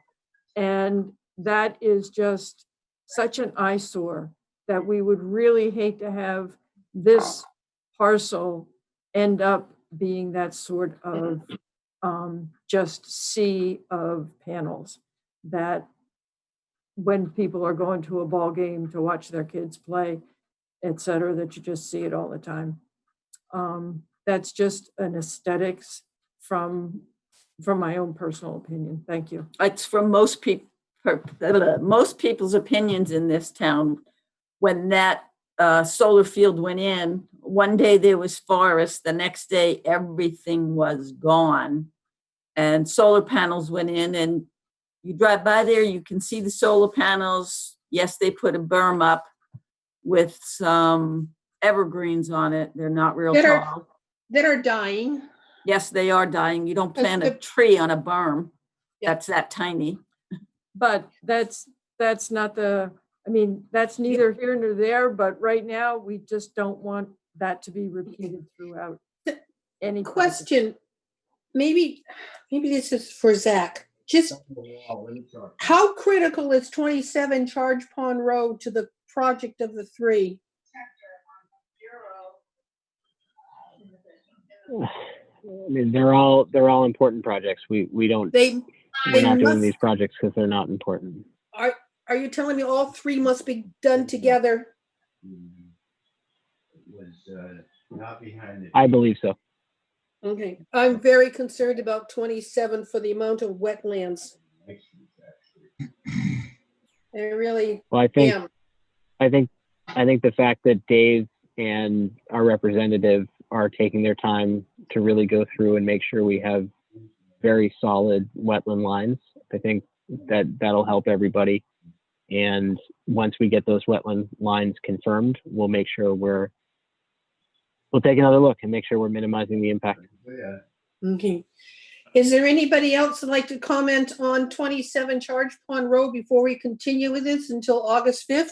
I have a comment, actually. We don't really have jurisdiction over it, but when you look at those vernal pools, it'd be nice to maybe break up that solar field a little bit and have some little causeways between the vernal pools. So there's you know what I mean? At least have some greenways between them. Do you know what I mean? I don't know. Yeah, break I it hear up what you're saying. maybe. I know we don't have the jurisdiction to say anything about it, but it just seems like because there are so many there, it'd be nice to have little like greenways with trees on them, so the turtles can go or whoever can go from one pool to the next one. Dave, can you bring that the site up again? Because there is a little, what do you want to call it, tongue between two vernal pools that I don't want to, between the two vernal pools down at the bottom, that maybe we leave that land untouched. Yeah, between the big one and the little circle there, right? Yeah. Yeah. Talking about right in here? No, in the center. Yeah, no, he's got it. Oh, That lower section that divides the two pools, maybe that doesn't have any solar panels on it and doesn't Oh. get disturbed. or a little Just- open area between the center area there, where there's already sort of an open spot, but just sort of right in there. Yeah. No. Yeah. Uh-uh.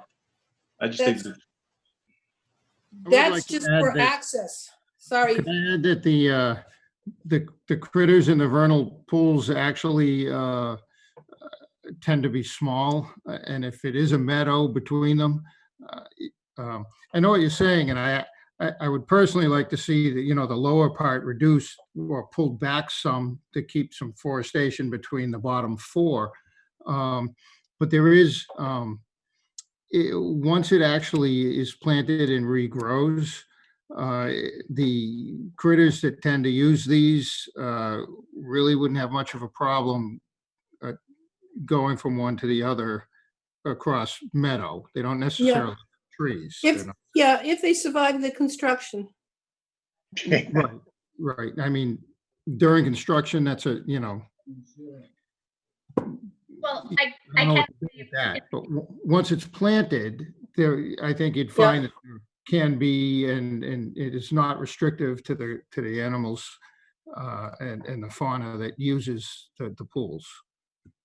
And if I may about the construction, the species that we found in these pools were wood frogs, which are, based on my experience, the most common vernal pools species, and I don't usually see them in low abundance when they're present. So from my experience, I wouldn't be concerned about, construction decimating a wood frog population. Okay. So if no other comments, sound like a motion to close. We do have another commenter. Okay. Lisa, there you go. Lisa Morales and Onset. Two things to follow up on for questions. One is, last time I heard it said that this was a neutral project, that they were going to gain as much in solar as they were going to lose in woodland. And I would like to know what becomes of the actual panels, the tens of thousands of panels when you're done with them. Do they wind up in a landfill? What exactly becomes? And I'm going to, they don't have to answer that because it is totally outside the scope of the Conservation Commission, but if they want to, they can, but they don't have to. They raised the issue of it being neutral. They said that last time. And the second question I have is that why do we have to accept that the only other type of alternative energy is solar when there are other options that would take up less destruction? So I would like it if they would answer, since they said that it's a neutral project. Hi, Ms. Morales. Zach Farkas with Borrego. I'm happy to answer. I'll keep it somewhat short because it's not technically what we're talking about. But basically, the first question is the solar panels themselves. These are largely made of glass and silicon and aluminum, which are all recyclable materials. Now, none of these projects have been decommissioned yet because we're only 5-6 years into this industry.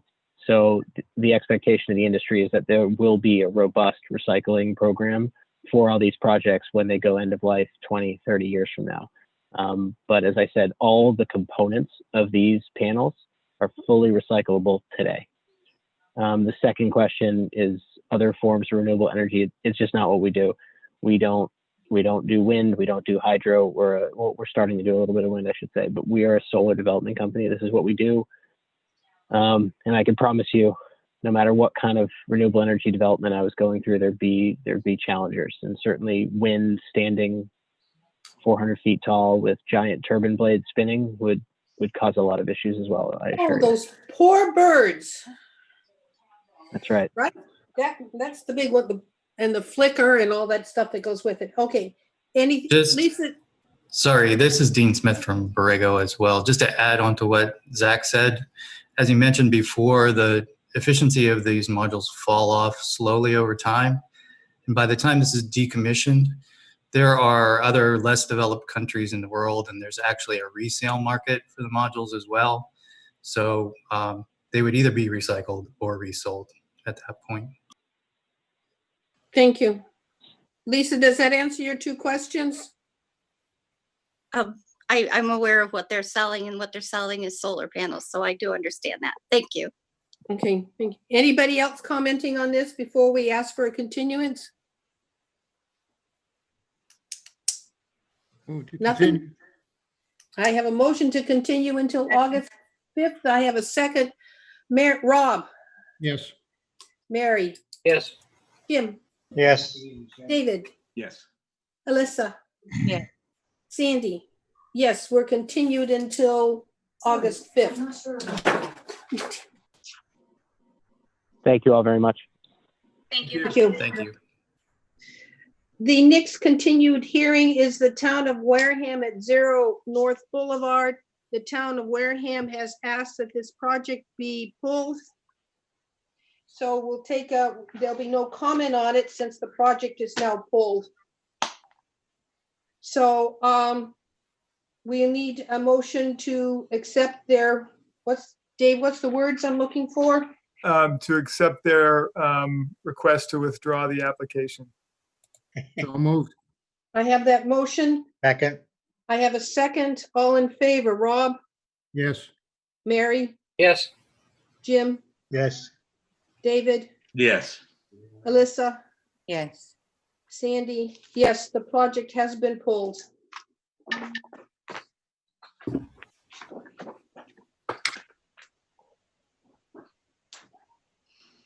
Next one, repurpose properties, care of JC Engineering, 5 Cliff Ave.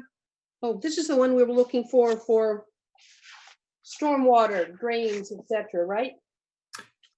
Yes, the applicant has requested a further continuance of this hearing to the August 5th meeting because they're still trying to figure out some of these drainage issues on this site. So they've asked for a further continuance. Is there anybody on the call that was here for 5 Cliff Avenue? Do they want August 5th, David? Yes. I need a motion to continue until August 5th. So moved. Second. I have a motion and a second. All in favor, Rob, Yes. Mary, Yes. Jim, Yes. David, Yes. Alyssa, Yes. Sandy. Yes, we're continued until August 5th. The continued pile goes here. My completed pile is very short. The last hearing is Cabral. Yes, this is for a project on Point Road in Swifts Beach area, and this applicant also is requesting a continuance. They're requesting a continuance to the meeting of August 19th. Is there anybody online that was here for this particular project?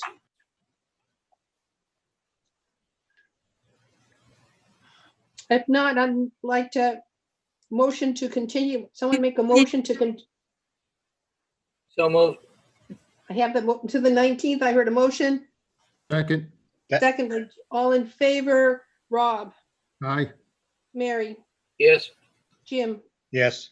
David, Yes. Alyssa, Yes. Sandy. Yes, it's continued until the 19th. I'm not sure about that. Now we're back, now we're down to enforcement orders. Mr. Bichette, you're up. Did you want to make comment prior to the enforcement order section? Yeah, it's enforcement order and we do not take public comments at this time because it's not a public hearing. All right. Okay, you're up. We'll only talk to the applicant. There's a person mentioned in the agenda. So this first enforcement case is with Ken Keegan. The property is 35 East Boulevard in Onset. And this is a site where we've had some ongoing violations. We initially started off at this property based on a violation with the placement of some trap rock along the coastal bank that was not done with permits.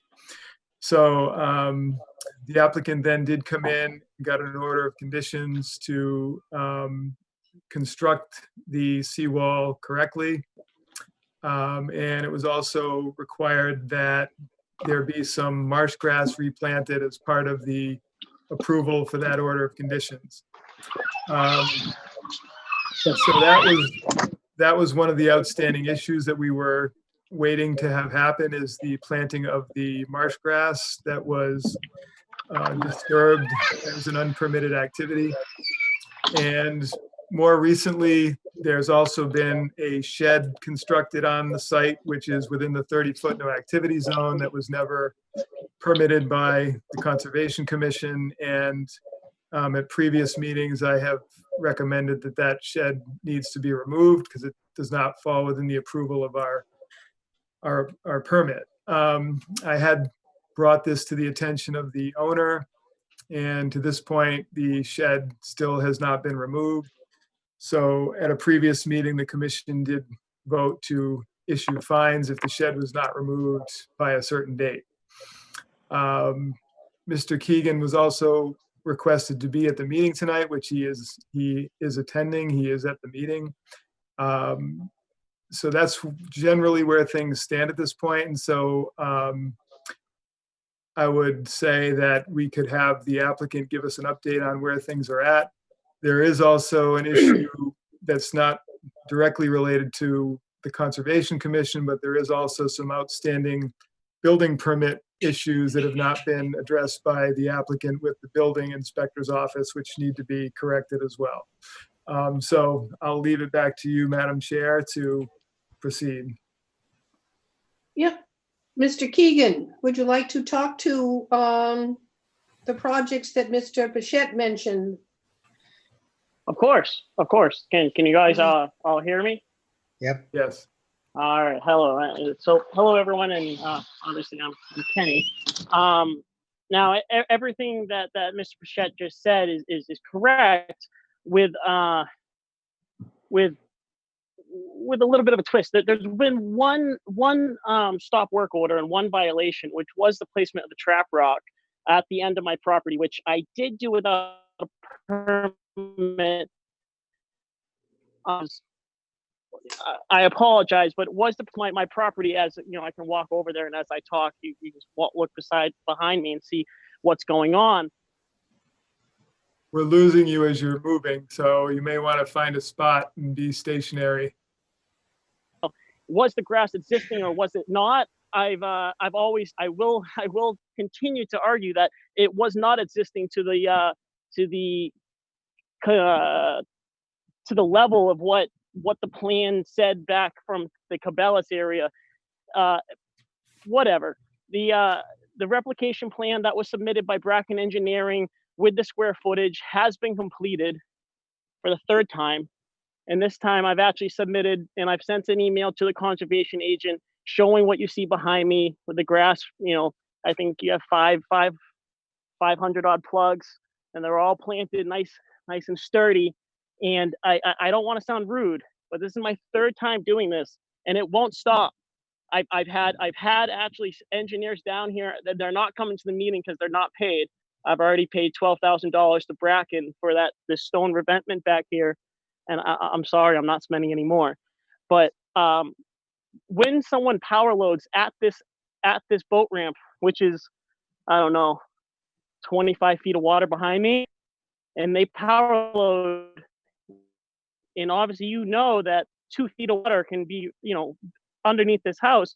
They power load. The wind constantly comes this way. It pushes. I've been accused of bringing sand in here. There's cameras on me. No one's ever caught me because I'm not doing it. I will rake the sand because there is glass, and that's why my beach is really clean, because I do take care of it.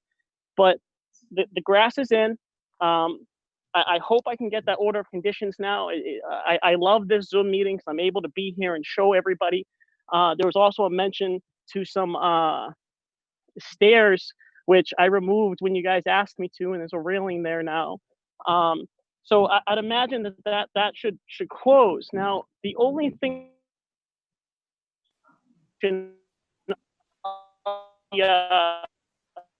stone revetment wall, which would be right here behind me. What you're looking at is my actual original violation. This stone was purchased from the state. They were doing a seawall project in Chatham, and I had a contact because I do this for a living. I install this stuff. I work with conservation commissions for a living. And anyways, I grabbed it because I said, hey, I have this piece of property in Wareham. And every time I have a high tide and there's high winds, I'm losing feet. And there's a stipulation in my deed that I can actually protect my land. The wetland bylaws, according to you guys, I violated it. I've done my due diligence. Now, when I get my Chapter 91 license and a little bit of chunk of change, I will construct this. That is what I'm waiting on. I would have already attempted to try to start it myself, but I actually found out by Mr. Pichette today that he was in contact with the Department of, I can't remember, from the The DEP. Can't remember the initials, the acronym, but follow up with that because I'm not working with the past engineer anymore. DEP, thank you, sorry. I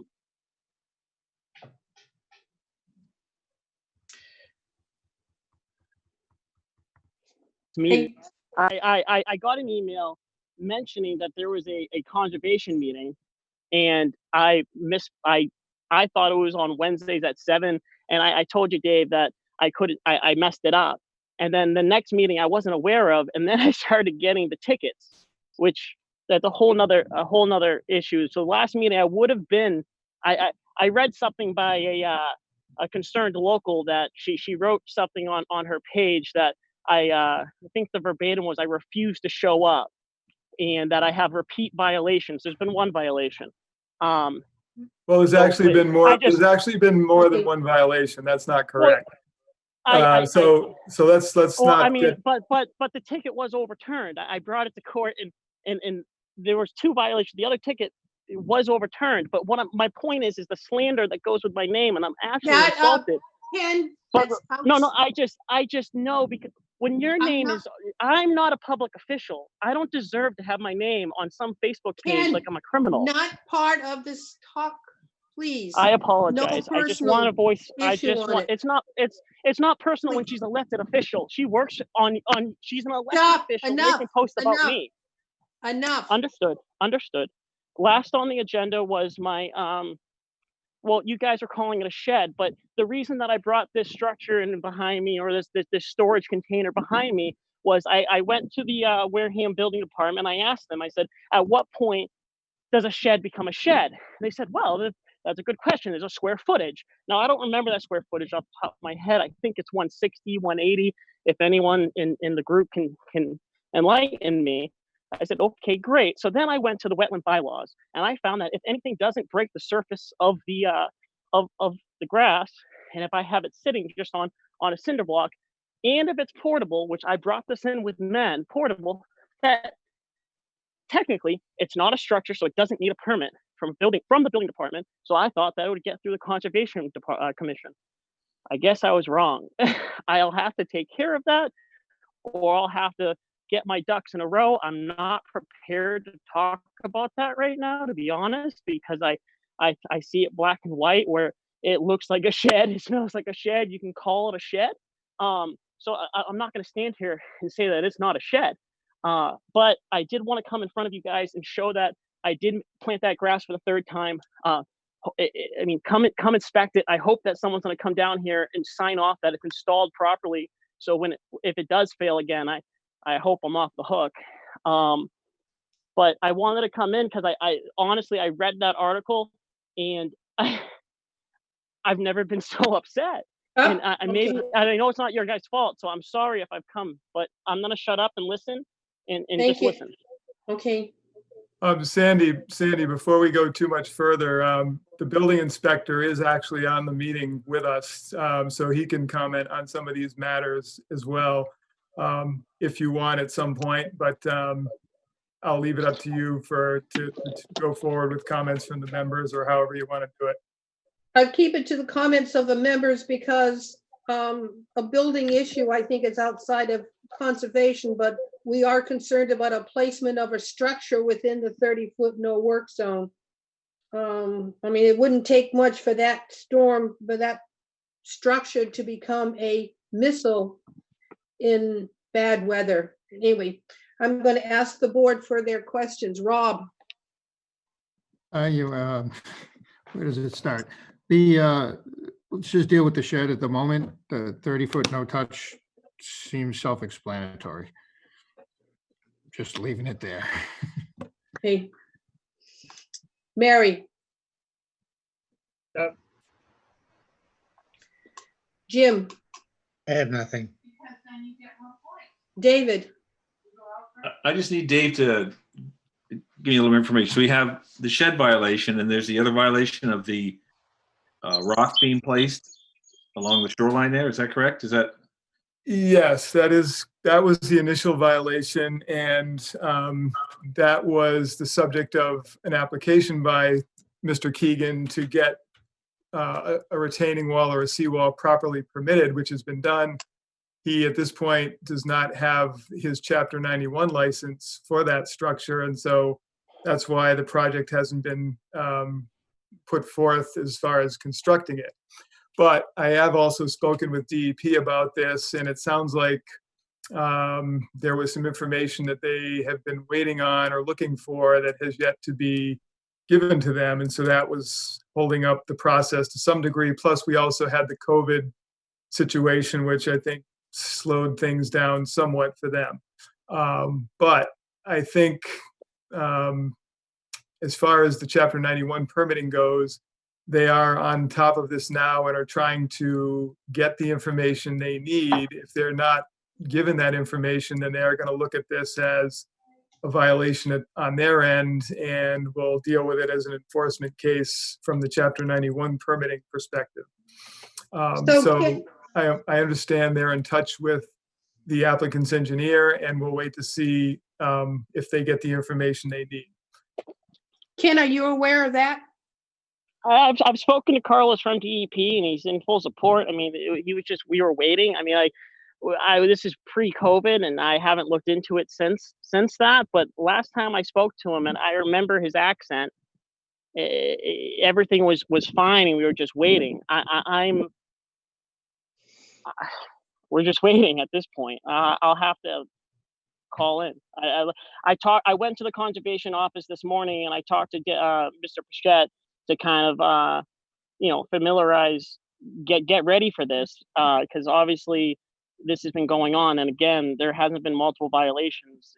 That's a lie, but I wanted to be prepared, and he brought it up to me that the DEP was waiting for something, and that was this afternoon. So I haven't called in yet, but I have put it on some of my staff's agendas to look into that, because I was unaware. Okay. Unless Sandy, I have no comment. Michael? I don't have anything.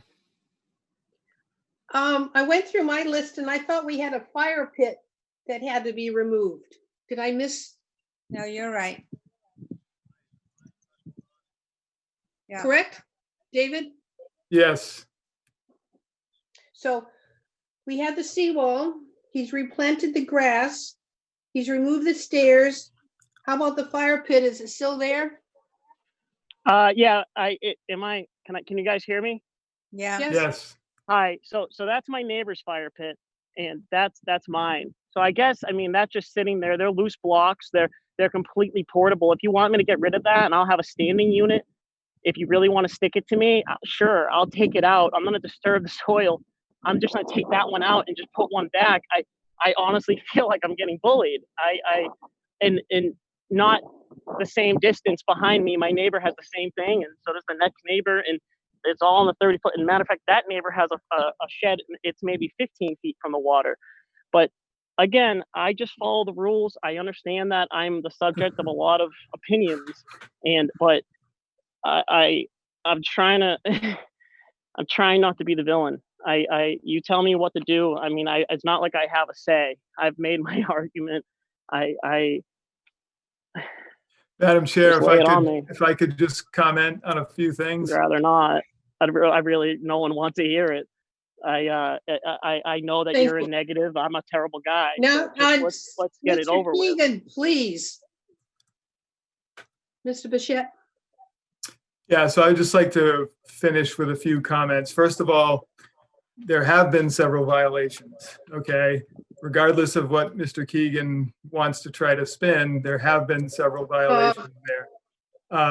And so that involved in the initial violation of the placement of the trap rock. There's been the removal of the marsh grass. There has been the placement of the shed, the placement of the fire pit. There's been all these sorts of things that have happened that were not permitted. So I'm just trying to make this as factual as possible. Now, as far as the shed goes, as far as I'm concerned, the shed needs to be removed. It's an illegal structure that was not permitted by us. And so it needs to be removed as soon as possible. Are you saying I took the grass?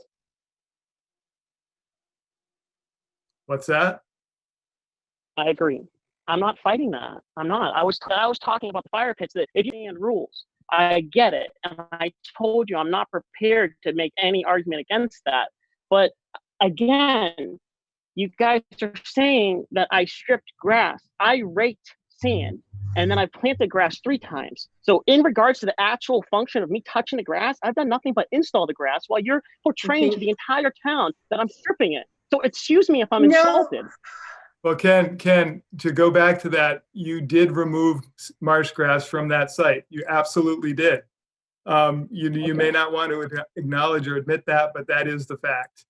Now, Okay, well, it's replaced. It's replicated. And yes, moving on. that's fine. And I think that's great. I'm glad you finally have done that. But I'm just trying to make the point 3 times. initially that there was a violation regarding that. As far as the shed goes, when is that going to be removed? What time? How many days is it going to be until that is removed? You need a couple days to get that out of there, or what's the story? Yes, yeah. I will need a few days, please. I mean, I just got aware of these fines that when you serve me papers by a courier, but not once certified mail. I don't understand why I wasn't ever mailed anything or called. But the first time I've been asked officially to come to the meeting, here I am.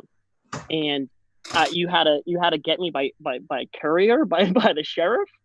You could have just mailed me something. Well, we've mailed things in the past that have been returned certified mail that has not been claimed. So that's why we had to go this time. Call. I understand. I'm not a hard man. I get it. I'm just all I'm saying is excuse me if I'm insulted, but I'm here to receive. I'm obliged. So can the shed be removed so that it's gone by Monday? That's a steep question. I mean, yeah, if you want me to move it inland, sure, I'll move it inland out of your 30 buffer mark, and then I'll have. In other words, it needs to be removed from the site. There is no space on the site that's not within the 30-foot area, other than your driveway. So it needs to be so where what is stand? I mean, want me to tell you that I'm going to remove it just so I can break my promise on recorded TV? That's fine. I mean, if you want me to make a promise, I'll have it removed by fall, by the end of the year, because that's reasonable. You give me 3 months, 90 days, 60 to 90 days. Well, you asked me. I mean, if you want to tell me, if it's not my decision, don't ask me. It's not your decision. It's not your decision. So why are you asking? Because we're trying to get you to remove it because you're not complying. Excuse me. One at a time. The request has been to remove that shed. Its question is, can it be done by Monday? So today's Wednesday, right? So when I came into the conservation office, can anybody see me? It just went black. You need to stop moving around. Sorry. Okay. So when I came into the conservation office this morning, Dave, don't you think it would have been appropriate if you to ask me then, so then I could not on the spot come up with something? I asked you if there was anything else, and you looked at me and you said, no, that's it. Just come. No, I told you very specifically the shed was supposed to have been removed a long time ago. That's why you're getting the fines. If you ask it, you're asking me, you're not even giving me a week. It's just unreasonable, and I feel attacked. Like, give me some time. Talk to me, not on a live recording. It seems, if you want to, I told you, if you want a reasonable time, Give me reasonable time. We all know what reason is. Reason is not Monday. Previously, you had been notified to remove it by a certain date. You after the meeting. And what date was that notification? Because I got served papers on Wednesday, and that's when I was notified. I wouldn't risk $300 a day if I had known.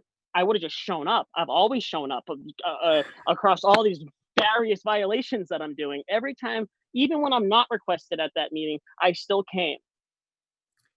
I think after the last meeting, when we asked you to attend and you got the date wrong, you emailed me and you said, geez, I'm sorry, I got the date wrong. Right after that, I responded to your email and explained to you what the outcome of the meeting was and that the shed needed to be removed by June 23rd. That was an email that was sent directly to you. All right. So the point is we're looking for the shed to be removed as soon as possible. Now, if you say you can't do it in 2 days, well, maybe we give you a full week. That's fine. But it needs to get done as soon as possible. Understood.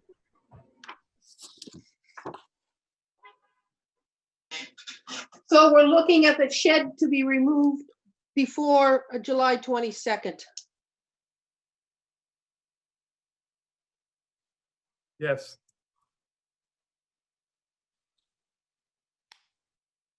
Which is 1 week from today. Now, Ken, somebody sent me pictures of work being done on your property this weekend. What was that? And I work on my house all the time. I mean, yeah, I work on it every weekend.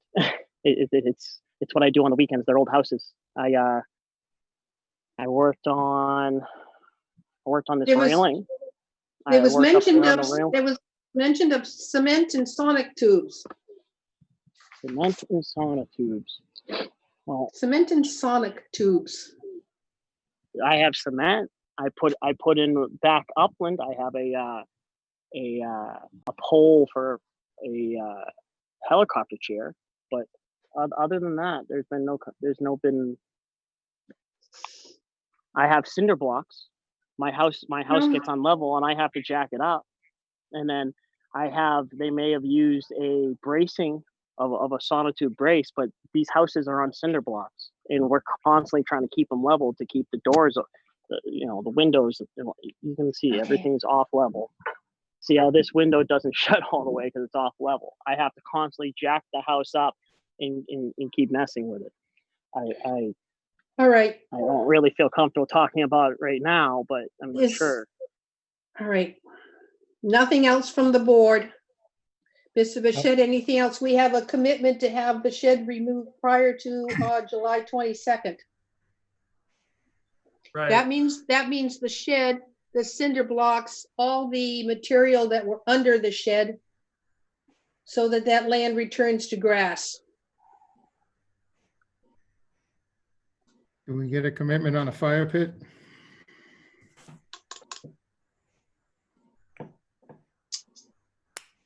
Mr. Keegan, can that also be removed by the 22nd? I mean, I have people living in there. That's a incredible. I'd have to interrupt them, and that would make a mess. I mean, I already have to scale that. It doesn't sound like I have an option. But to be honest, I just want to say yes to get you guys off, and then I have to just go to work and come in and make realistic expectations. I mean, springing this on a recorded meeting is inappropriate. Okay. But permit to rent, Lisa Morales. All right. Yes, all right. I have my permit to rent. Please. Lisa. Please. All right, and if nothing else, we're going to move on to the next enforcement order. All right, thank you. Thank you, everybody. All right. Next enforcement order, Mr. Bichette.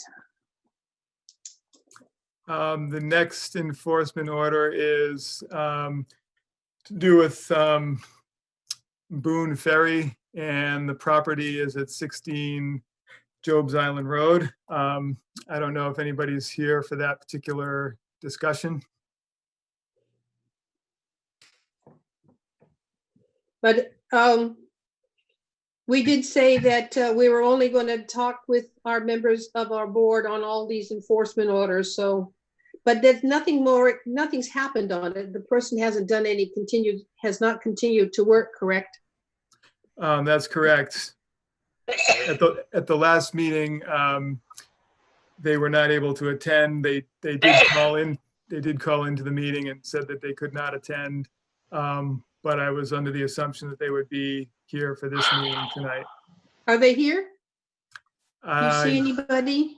don't see anybody commenting on it. Okay.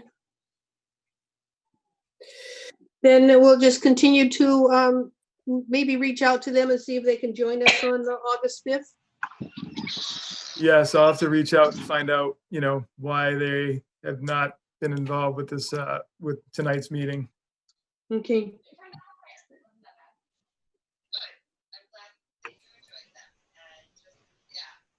Okay, 10 Madison Avenue, the next one. Yeah, so this particular site is 10 Madison Ave, which is in the RLDS campgrounds in Onset. And this violation involved the construction of a wooden retaining wall and placement of fill in the buffer zone to the salt marsh and possibly to a coastal bank with no permits from the commission. So I had reached out to the owner of the home, Natasha Carter, and she, I believe, is here to discuss this at this point in time. While she's going to comment or speak to the issue, I can bring up some photos of the disturbance. Can I talk now? So you want to wait? So Natalie, Natalia, if you like to wait for Mr. Bichette to put the pictures up, then you can comment on them. Or Dave, you want to go first? Let me just get some of this here so people can see what we're looking at. I know David visited the site. I visited the site. Did anybody else go down and look at it? No.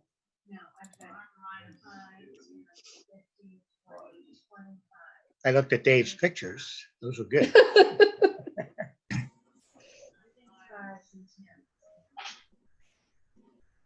Madam Chair? Yep.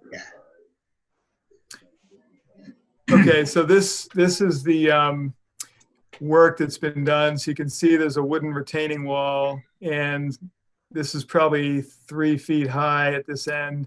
And then there's some backfill that's been placed in within the 30-foot no activity zone to the marsh. So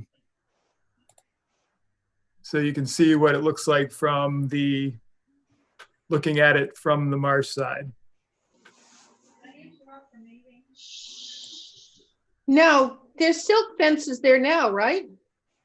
Yes, they did put that in as I had requested of them when I first went down there to the site. So based on what I see there, this is within the 30-foot no activity zone. So in my opinion, this cannot be allowed to stay. This needs to be removed and the site needs to be restored. That's my recommendation to the board based on what's been done there.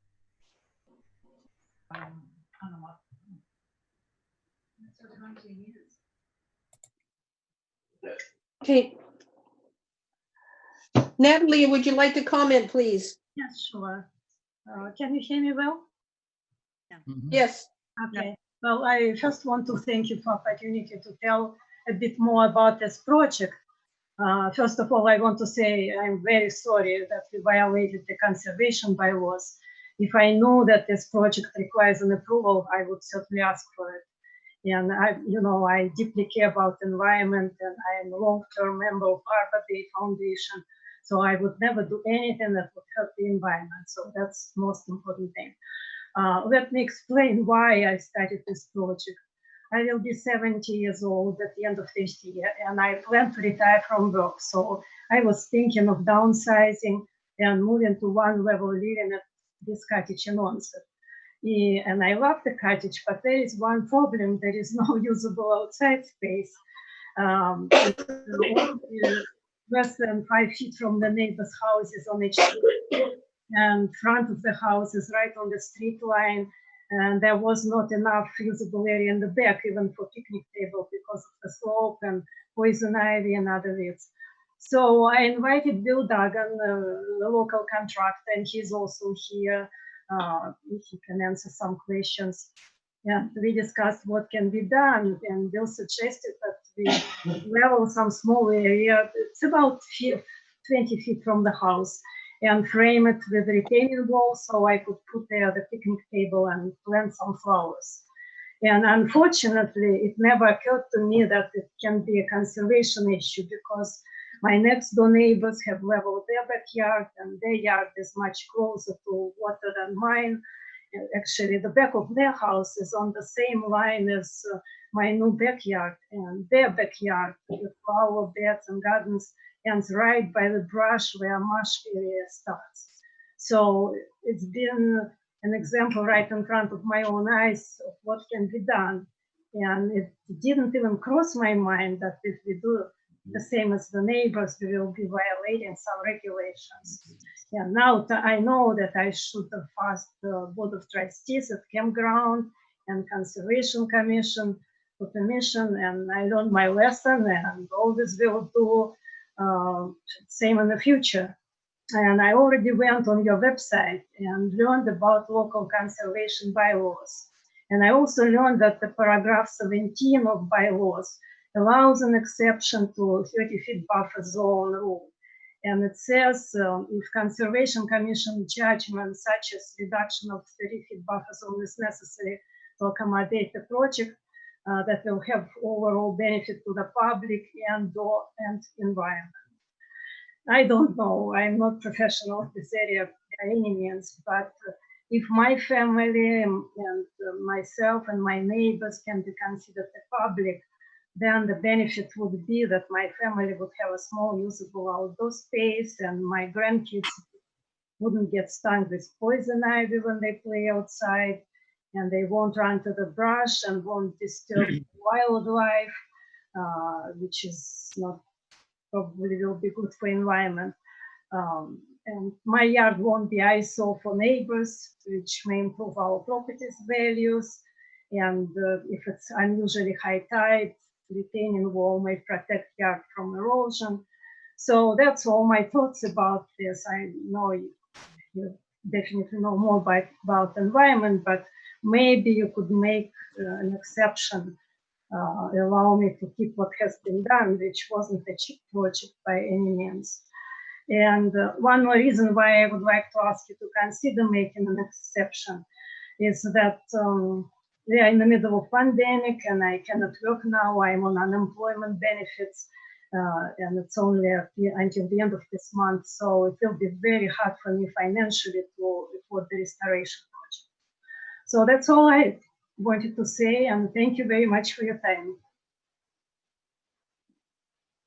Okay. All right. Is Bill on the line? Yes, can you hear me? Yeah. Have you ever done work in Wareham before? No, not that I right now can think of, no. Have you ever done work along wetlands before? No. No. Well, I recently, it was in Marion, I helped build a walkway that Ted Brainerd was putting in, but, you know, off of Point Road, just to get to the shore, but not like this, no. So you've never dealt with any wetland bylaws or anything like that that would have given you a hint that this was not allowed? I'm surprised. No. Okay. And No. David, if the neighbors have done the same type of thing, maybe we need to look at the neighbors for violations. Well, I think what the story is some of the neighbors' properties have been that way for 50 Forever? years. These are Yeah. not new changes. These are things Okay. that have been this way for quite a long period of time. So that's the story. And those things were done long before we had the current standards that we Steve, have. do they Yeah. know she's a real estate agent? I got it. Um, I didn't hear that comment. Okay, so for the board, I'm gonna ask Rob any questions. No. Mary? Can I make another comment?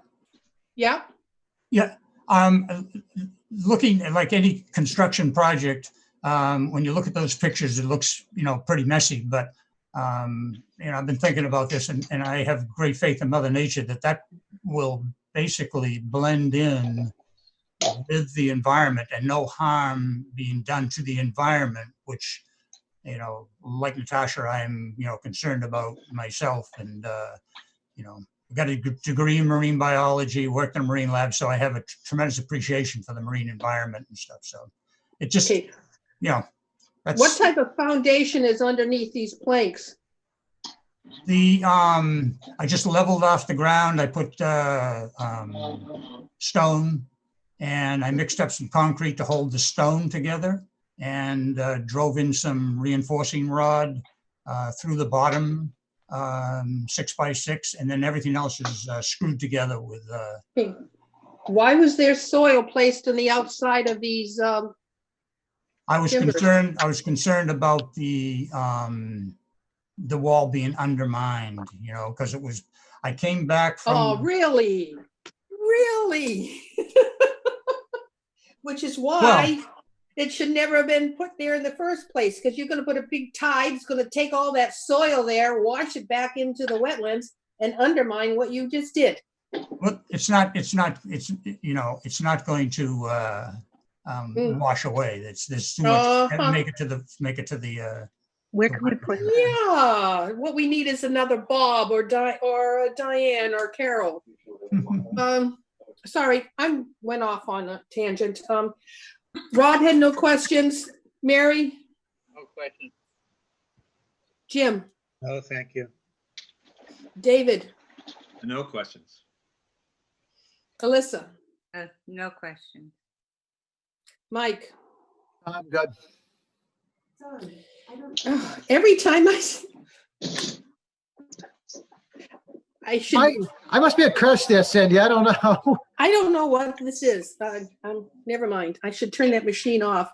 Now, the question for David, I know your recommendation is that they undo everything they've done.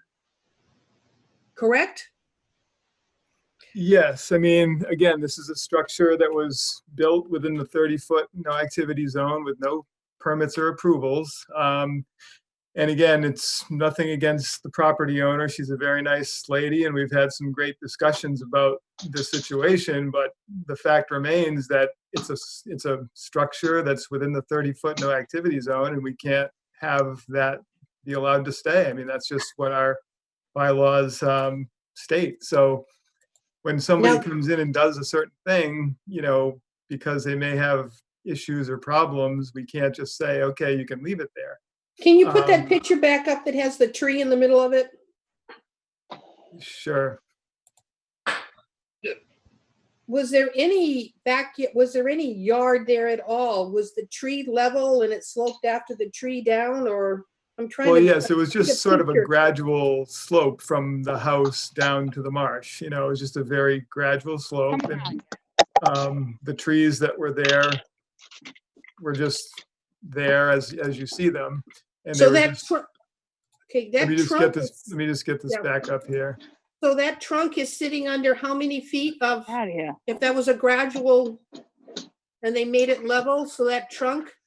I would say at that point, it's not as deep as it is down at the far edge here, but certainly there's going to be a few inches of soil up by this tree. And then obviously down here is where it's the deepest. Okay, Bill, how much soil did you have to put in to make this level?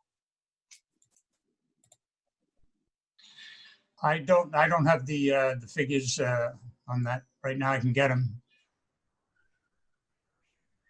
But what's behind What's in the, Yeah, that tree trunk is right pretty much at the original ground level. Like Dave Okay. says, maybe an inch or two above it. Jill, you don't hear it? Hey, excuse me, that is not acceptable words. I don't know what you do in your family, but not on this line. Mute yourself, please. Where is that? Who is it? okay, I muted them. That was totally not, gives us some idea what that family's like. Okay, comment, Sandy. Ford, what would you like to do? I mean, we heard, it says it gets returned to what it was prior to the work, because even if I believe they came to us and asked us for this project, it wouldn't have been permitted in the 30-foot no work zone. Is all of this within 30 feet?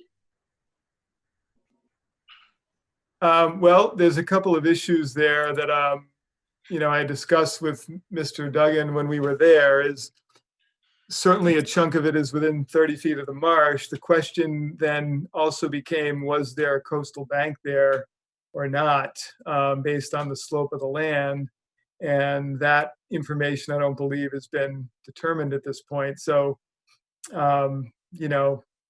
it's certainly within 30 feet of the marsh, and there may be the fact that all of it is either in or within 30 feet of the coastal bank as well, if a coastal bank exists.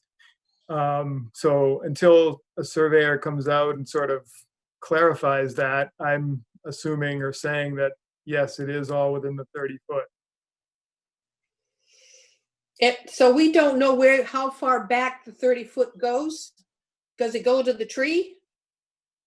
Well, it could go to the house and beyond the house. If the coastal bank comes all the way up to the tree, then 30 feet from there goes halfway up the house.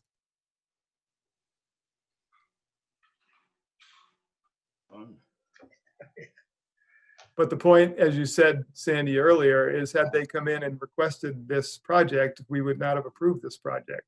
That is correct. It wouldn't have been approved in the first place.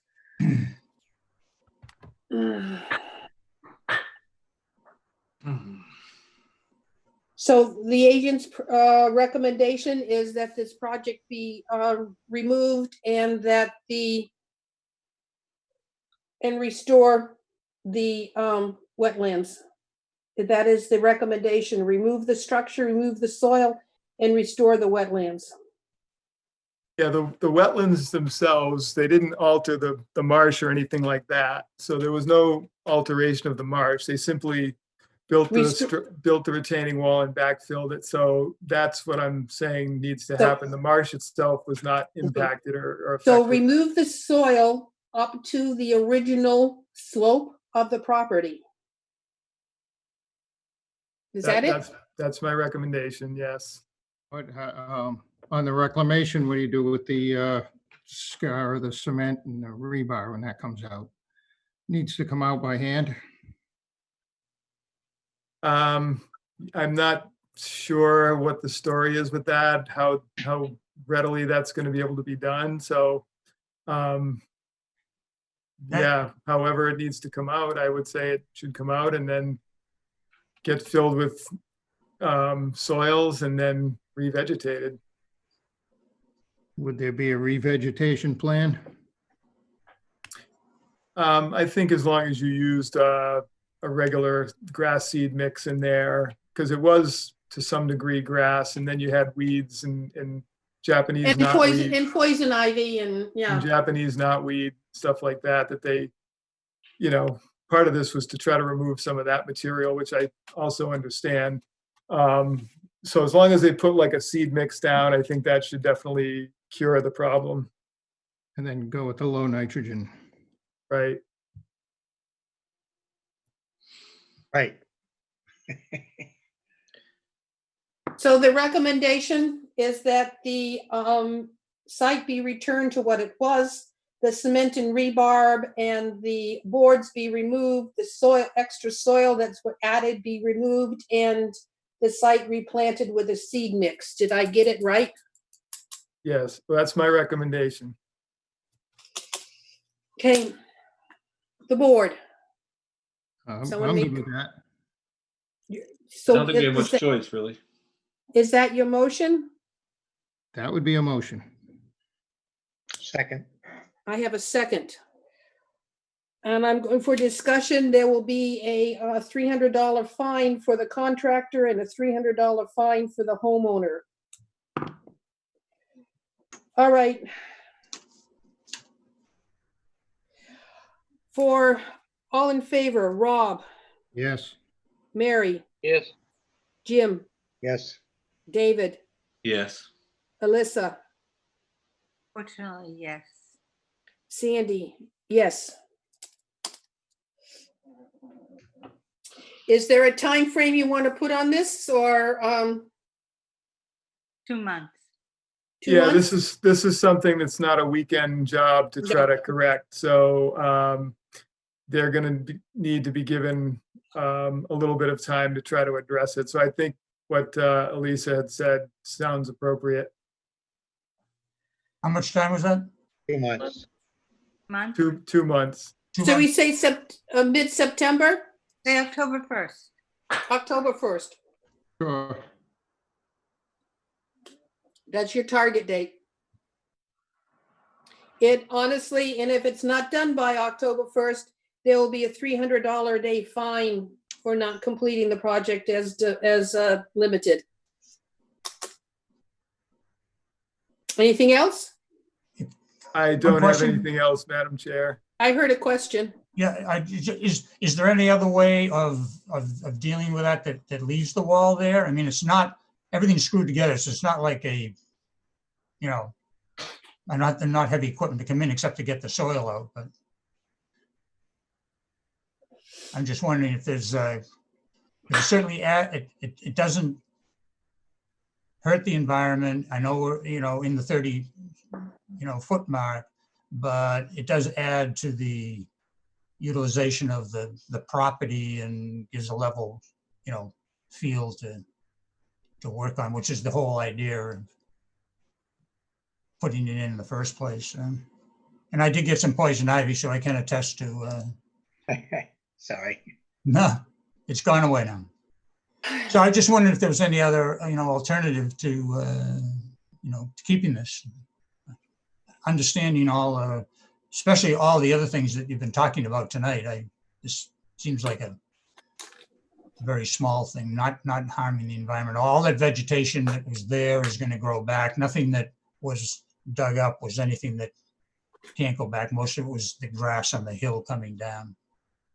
So I didn't get into that other area, which I wasn't familiar with. So it looked like, to me, it looked like it was far enough away from the marsh and the water, but obviously wrong. Yes. All right. So no Next one. other The alternative. question is no. Okay. Yeah. Mr. Bichette, we have certifications of compliance. Okay, thank you folks for coming Thank you. on and discussing this. Thank you. Thank you.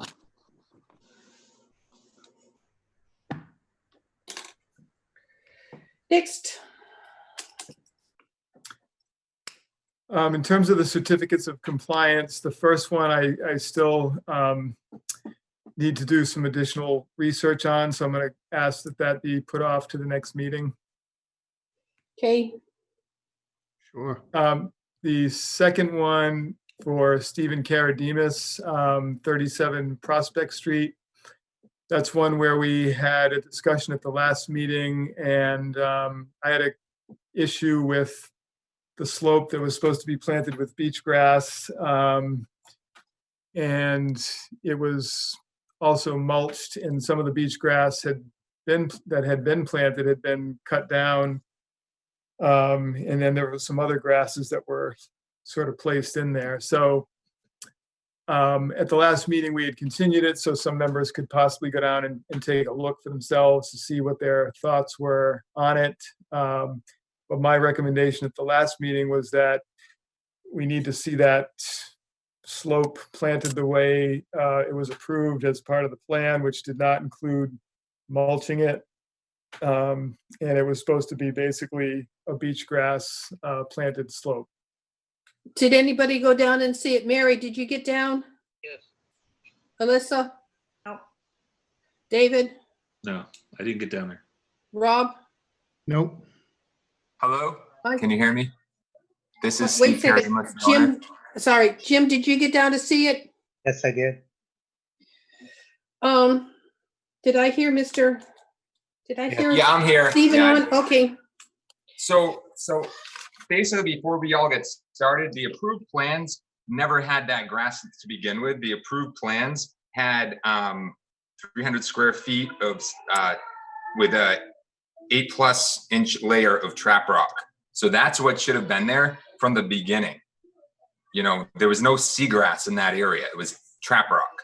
Well, So if you go back, that's not correct. So that was the initial plan that was submitted, but then during the course of the public hearing, it was requested that there be a change, and there was a plan submitted from the engineer which clearly showed that that was to be planted with beach grass, and that was ultimately the plan that got approved by the commission. that's not true, because the original plans had the trap rock. That's the only thing. The grass in that area was all after the fact last May, when you know, the whole wall was, you know, extended out, et cetera, and you guys determined it came down, and it had to come down, and it came down. The plans that were approved, if you go back to your files, it was trap rock. There was no seagrass on there whatsoever. And again, that's not accurate for the commission. The approved site plan that is referenced in the order of conditions, and I had it at the last meeting, and unfortunately I don't have that plan available for tonight's meeting. Without question, shows that is supposed to be planted with beach grass, and there is a detail That's even on not the the plan. plans. I have the plans, Dave. So if you want to look at the plans, there's beach grass in other spots, but not in that area. Like, I mean, as we've talked about this from the beginning, you know, the whole thing towards the end, I mean, it just kind of happened. And, you know, with the hydro seed and everything. And, you know, I mean, if you look at the plans, proposed 300 square feet, 1-1 slope to be stabilized with weed Okay, control fabric. Stephen, can you do Yes. me a favor? You and Dave Bichette get together in the office and show his plans that was approved and your plans, which you have there, because it sounds like the plans don't match, and you've got to see. Well, I'm just gonna ask Steve, the plan that you have, the date on the plan, what is the plan date that you have? 3/9/18. 3/9/18. That's one of them, but I mean, that's the one The that addendum master. the plan. addendum master plan. That's the one that was approved, and that's just Then it's date February 26th. then it's 2018. dated February 26, 2018. He started in October of, was it 18 or was it, I don't even know. Hold on. He's dated that the seal says 3/9/18.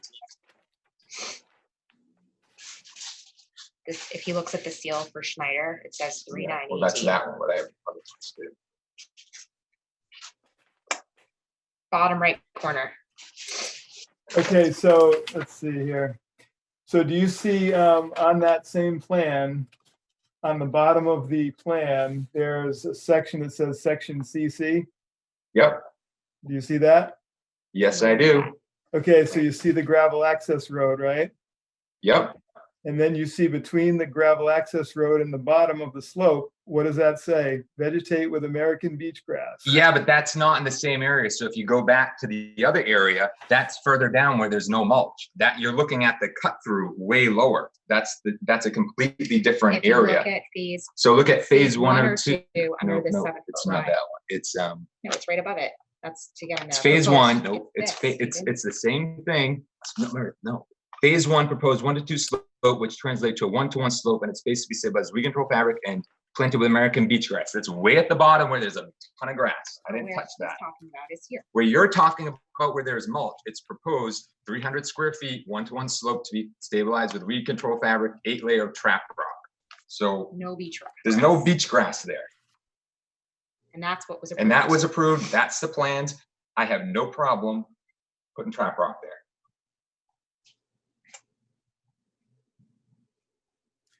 Yeah, everywhere I'm seeing in terms of any details, show beach grass. Yeah, but do you see, if you're looking at the plans, it's just a little, I mean, it's proposed 300 square feet. If you kind of look, It's under the 7-foot wide. it's under the way. 7-foot wide way to the right of it. The first box drop down says proposed 300 square feet. Then underneath that, it says phase 1 or 2. And Yeah, phase so I one- would have no problem meeting to go over this so we can make sure we're both looking at the same items for that. Okay, I mean, but do your plans say what my plans say? Because they should. I don't know why you would have different plans. Well, No, that's I'm why not- you both I'm- have, sorry. Yeah, I'm Green- not saying I have a different plan, but I'm not seeing anywhere on any of the sections that talks about mulching anything.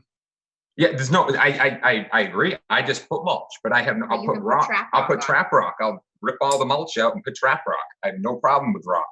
It's actually easier. It's one and done. So I have no problem putting the trap rock. Well, as I with the mulch. said, why don't we look at the plan so we make sure we're So- talking about the same items? Yeah, But Stephen, can you you answer bring the- yours. Can you, excuse me, but can you answer me, and do you see trap rock on the plans? Yes or no? That's just a simple question. Yes, there is a reference to trap rock at a section of the plan that it does say Okay, that. 300 square feet where the mulch is. So when would you like to discuss it? Because I mean, you know, I just want this to be done. This is just ridiculous. We've been on the phone. I was in 2.5 hours listening to nonsense. I mean, it's like been 3 years in the making. I just would like to be done with it. So I have no problem getting trap rock. Can I ask, at one point, that slope was entirely planted with beach grass and it was actually, It wasn't beach grass. It was hydroseed and weeds, actually. It was, I remember it all being in a shade of green because something had been blown on it. Yeah, Right, the that- hydroseed. right, Hydroseed. Yes. it was a hydroseed, but then at one point, there was beach grass planted in there. Yeah, And it actually was growing pretty thick. Well, And then. But it's at not one part of the point, plans in it the all area. got- That's not the Sorry. plans. sorry, folks. Right, but I'm just saying, at one point, it Dave, was all get growing very together. well, and then it was all weed whacked down for some Okay, reason. I don't remember beach grass. I remember the hydroseed. I went there today and tell you Thank the you, truth. Stacy. You've got ornamental, I didn't go there as frequently as Dave did, so things might have happened between my visits that I'm not aware of. But I would be very concerned about the ornamental grasses that you have there. How will you ever reach them to maintain them? Because they've got to be cut back every spring. So it Well, was, that's fine. I have no problem. You know what I mean? To make it simple, I can easily go down No. there. I would love to put trap rock per plan and Okay. be done with it and call it a day. the two of you you know. get together and we'll make sure that we're all looking at the same plan. Okay? But yeah, that's fine. But I mean, I think Dave he now finally found the trap rock on the plans. There is trap rock. So Oh, yeah, you know what I okay. mean? I just want to, I'm just, it's just one thing after another. So are we just going to now get together, Dave, on our own? I don't need to wait another 2 weeks to go through this again. No, we are gonna get together between now and the next meeting and. Okay, we'll- perfect. So I'll contact you tomorrow and we can set up a time to meet. All And right, so thank if, you very if much. there is no question as to what the next step is, you don't have to be on the next meeting. Thank We you. can, my understanding, we can do the certification of compliance without you if all the questions have been answered between you and David. Correct, Great. Mr. Pichette? Yes. Thank you. Okay. Thank you. Thank you. Thank you. Have a good night. You Night. too. Reorganization. We have a couple more certificates. Oh, we do. Not on this agenda. I don't think you have the correct agenda, then maybe you might have a version that, what happened was we had to make some corrections to the agenda and for some reason, all of them got posted when only the last one should have been posted. So there's- Oh, the one I threw that came out from a PDF. Okay, so we have Thomas, I'm not gonna try to pronounce that Thomas one. DeBarish. Okay, That was for a project at 13 Agawam Lakeshore Drive, which involved a septic upgrade. This was done many years ago and they just never followed up and got the certificate of compliance. So everything is is done. So I would recommend the issuance of certificate of compliance for that project. Gained a motion? So, I need a motion. Motion. Well, thank you. I heard a second. All in favor? Aye. Aye. So, okay. And the next one was Louise Scott. Yes, and this was for an order of conditions that was issued for the construction of a home on a lot on Glen Charlie Road, but the project was never commenced and the order of conditions has expired. So they're just looking to clean up the old order of conditions. So I would recommend the issuance of the certificate referencing that the order is now invalid. That's the motion. so be it. Okay. So move. So And a moved. second. Second. All in favor, say ayes. Aye. So we have paperwork to sign, so maybe tomorrow, Mr. Bichette, when would be a good time to sign these? Yeah, folks could come in tomorrow before 10. That would be wonderful. I'll be there, by 8:30, and so between 8:30 and 10, that'd be great. Okay. Okay, then we're up to reorganization. I think someone has a motion for vice chair. Oh, Who's gonna- I move that we usher David Hall into the vice chair position. I'll second that. Thank you. All in favor, say ayes. Aye. Okay, and Michael, I have a feeling you want to say something to us. Yes, I do. Last week, Sandy was nice enough to offer me permanent membership, or however you want to call it, to the board. However, unfortunately, I had to turn that down. Here's what happened. It wasn't not too much earlier that I was offered offer employment anyway with the United States Postal Service, and unfortunately, I had to accept that. Being somewhat unemployed here in town, it's just something that unfortunately you had to accept. And the hours were they were second shift hours basically here in Wareham. So I guess it's just something you had to accept. Good for you. So, Good for you at the post office. Well, good luck. Thank you. Thank you very much. I will begin training next week in Providence, Rhode Island, and I'll begin here shortly thereafter. So I can't thank everybody enough here for this wonderful experience and opportunity, obviously. But again, it's something that you just had to accept, obviously. Well, So, we're gonna miss you. Yeah. Thank I you, don't Michael, for understand it. stepping Yeah. up. thank you, everybody. Pay bills over do this? I'm sorry. You're choosing to pay your bills over doing this? Exactly. Exactly. Well, if they ever give you that first shift, come on back. I'm sorry. If they give you a better shift, come on back. I guess in about 4 or 5 years they'll do that. Oh, You know what? Exactly. And something ever. Thank you. Exactly. So. thank you, anyway, so- Michael. You're welcome. Go ahead, Appreciate Sandy. it. I appreciate you stepping up and helping us, and enjoy employment. Yeah. Thank you. Before we go, folks, I have a document I got from Stormwater Retrofits.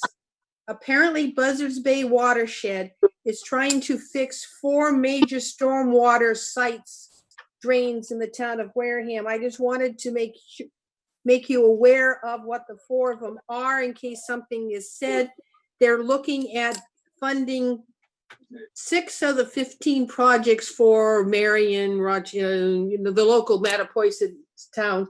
One of them is at Bessie Park. This is the issue with stormwater runoff from 4 sites that are going into our waters without really being treated or held in any way. One is Bessie Park. One is Tempest Knob Boat Ramp. One is Spring Hill Road. And the other one is Independence Lane. So in case something comes up, you're aware that there's work being done to rectify those 4 major stormwater releases into Buzzards Bay. And that was all I had. Anybody else? Move to adjourn. I have a motion to adjourn. You I do, heard you a do have, second. you have a commenter, Sandy, who might want to say something. Where? Hold on right here. Okay, open it up. Where are they? Hold on. Okay, Candace, can you hear me? Yes, I can hear you. Can you hear me? Yep, go ahead. Okay, so we have a major storm drain here right at the intersection of Muddy Cove, like East Central Ave, North Boulevard, Yep. that hasn't been handled in a bit. And if anybody would come down here from municipal maintenance, they could see it for themselves. Yeah, no, we can certainly make mention of that to them and see if they can get that catch basin cleaned. Yeah, if they could just look into it, because the whole the curb they have there is all decayed. Everything just flows in there. It's a nightmare down here. Yeah, there I is brush a it out as project- much as I can. What is that, MS4 or whatever that, what is it called, David? A couple years I ago, don't know the state put together a plan in which all the towns had to clear out every one of their storm drains. And Wareham has 1,000 plus, and I know they're working on them one at a time, so. Yeah, this one's You know- this one's a bad one. I mean, everything's decayed down here. Everything flows in, and then our beaches get closed every time we have a storm, because the storm drain's connected right to Muddy Cove Beach. Yep. So every time we Right. have a storm, the water doesn't meet qualification, so on and so forth. So if they could come down and look at this storm drain, I would appreciate it. Okay, that would be municipal maintenance. Dave, will you contact them or do you want Candace to? I Dave, can I talk work to- full time in a hospital. I appreciate if you could handle that for me. Yeah, no, I definitely can talk to municipal maintenance about that for sure. I know You they, understand the corner I'm talking about, right? yes, I know what you mean. And the town, Everything flows right down to there, and every time I turn around, it's like beach closed.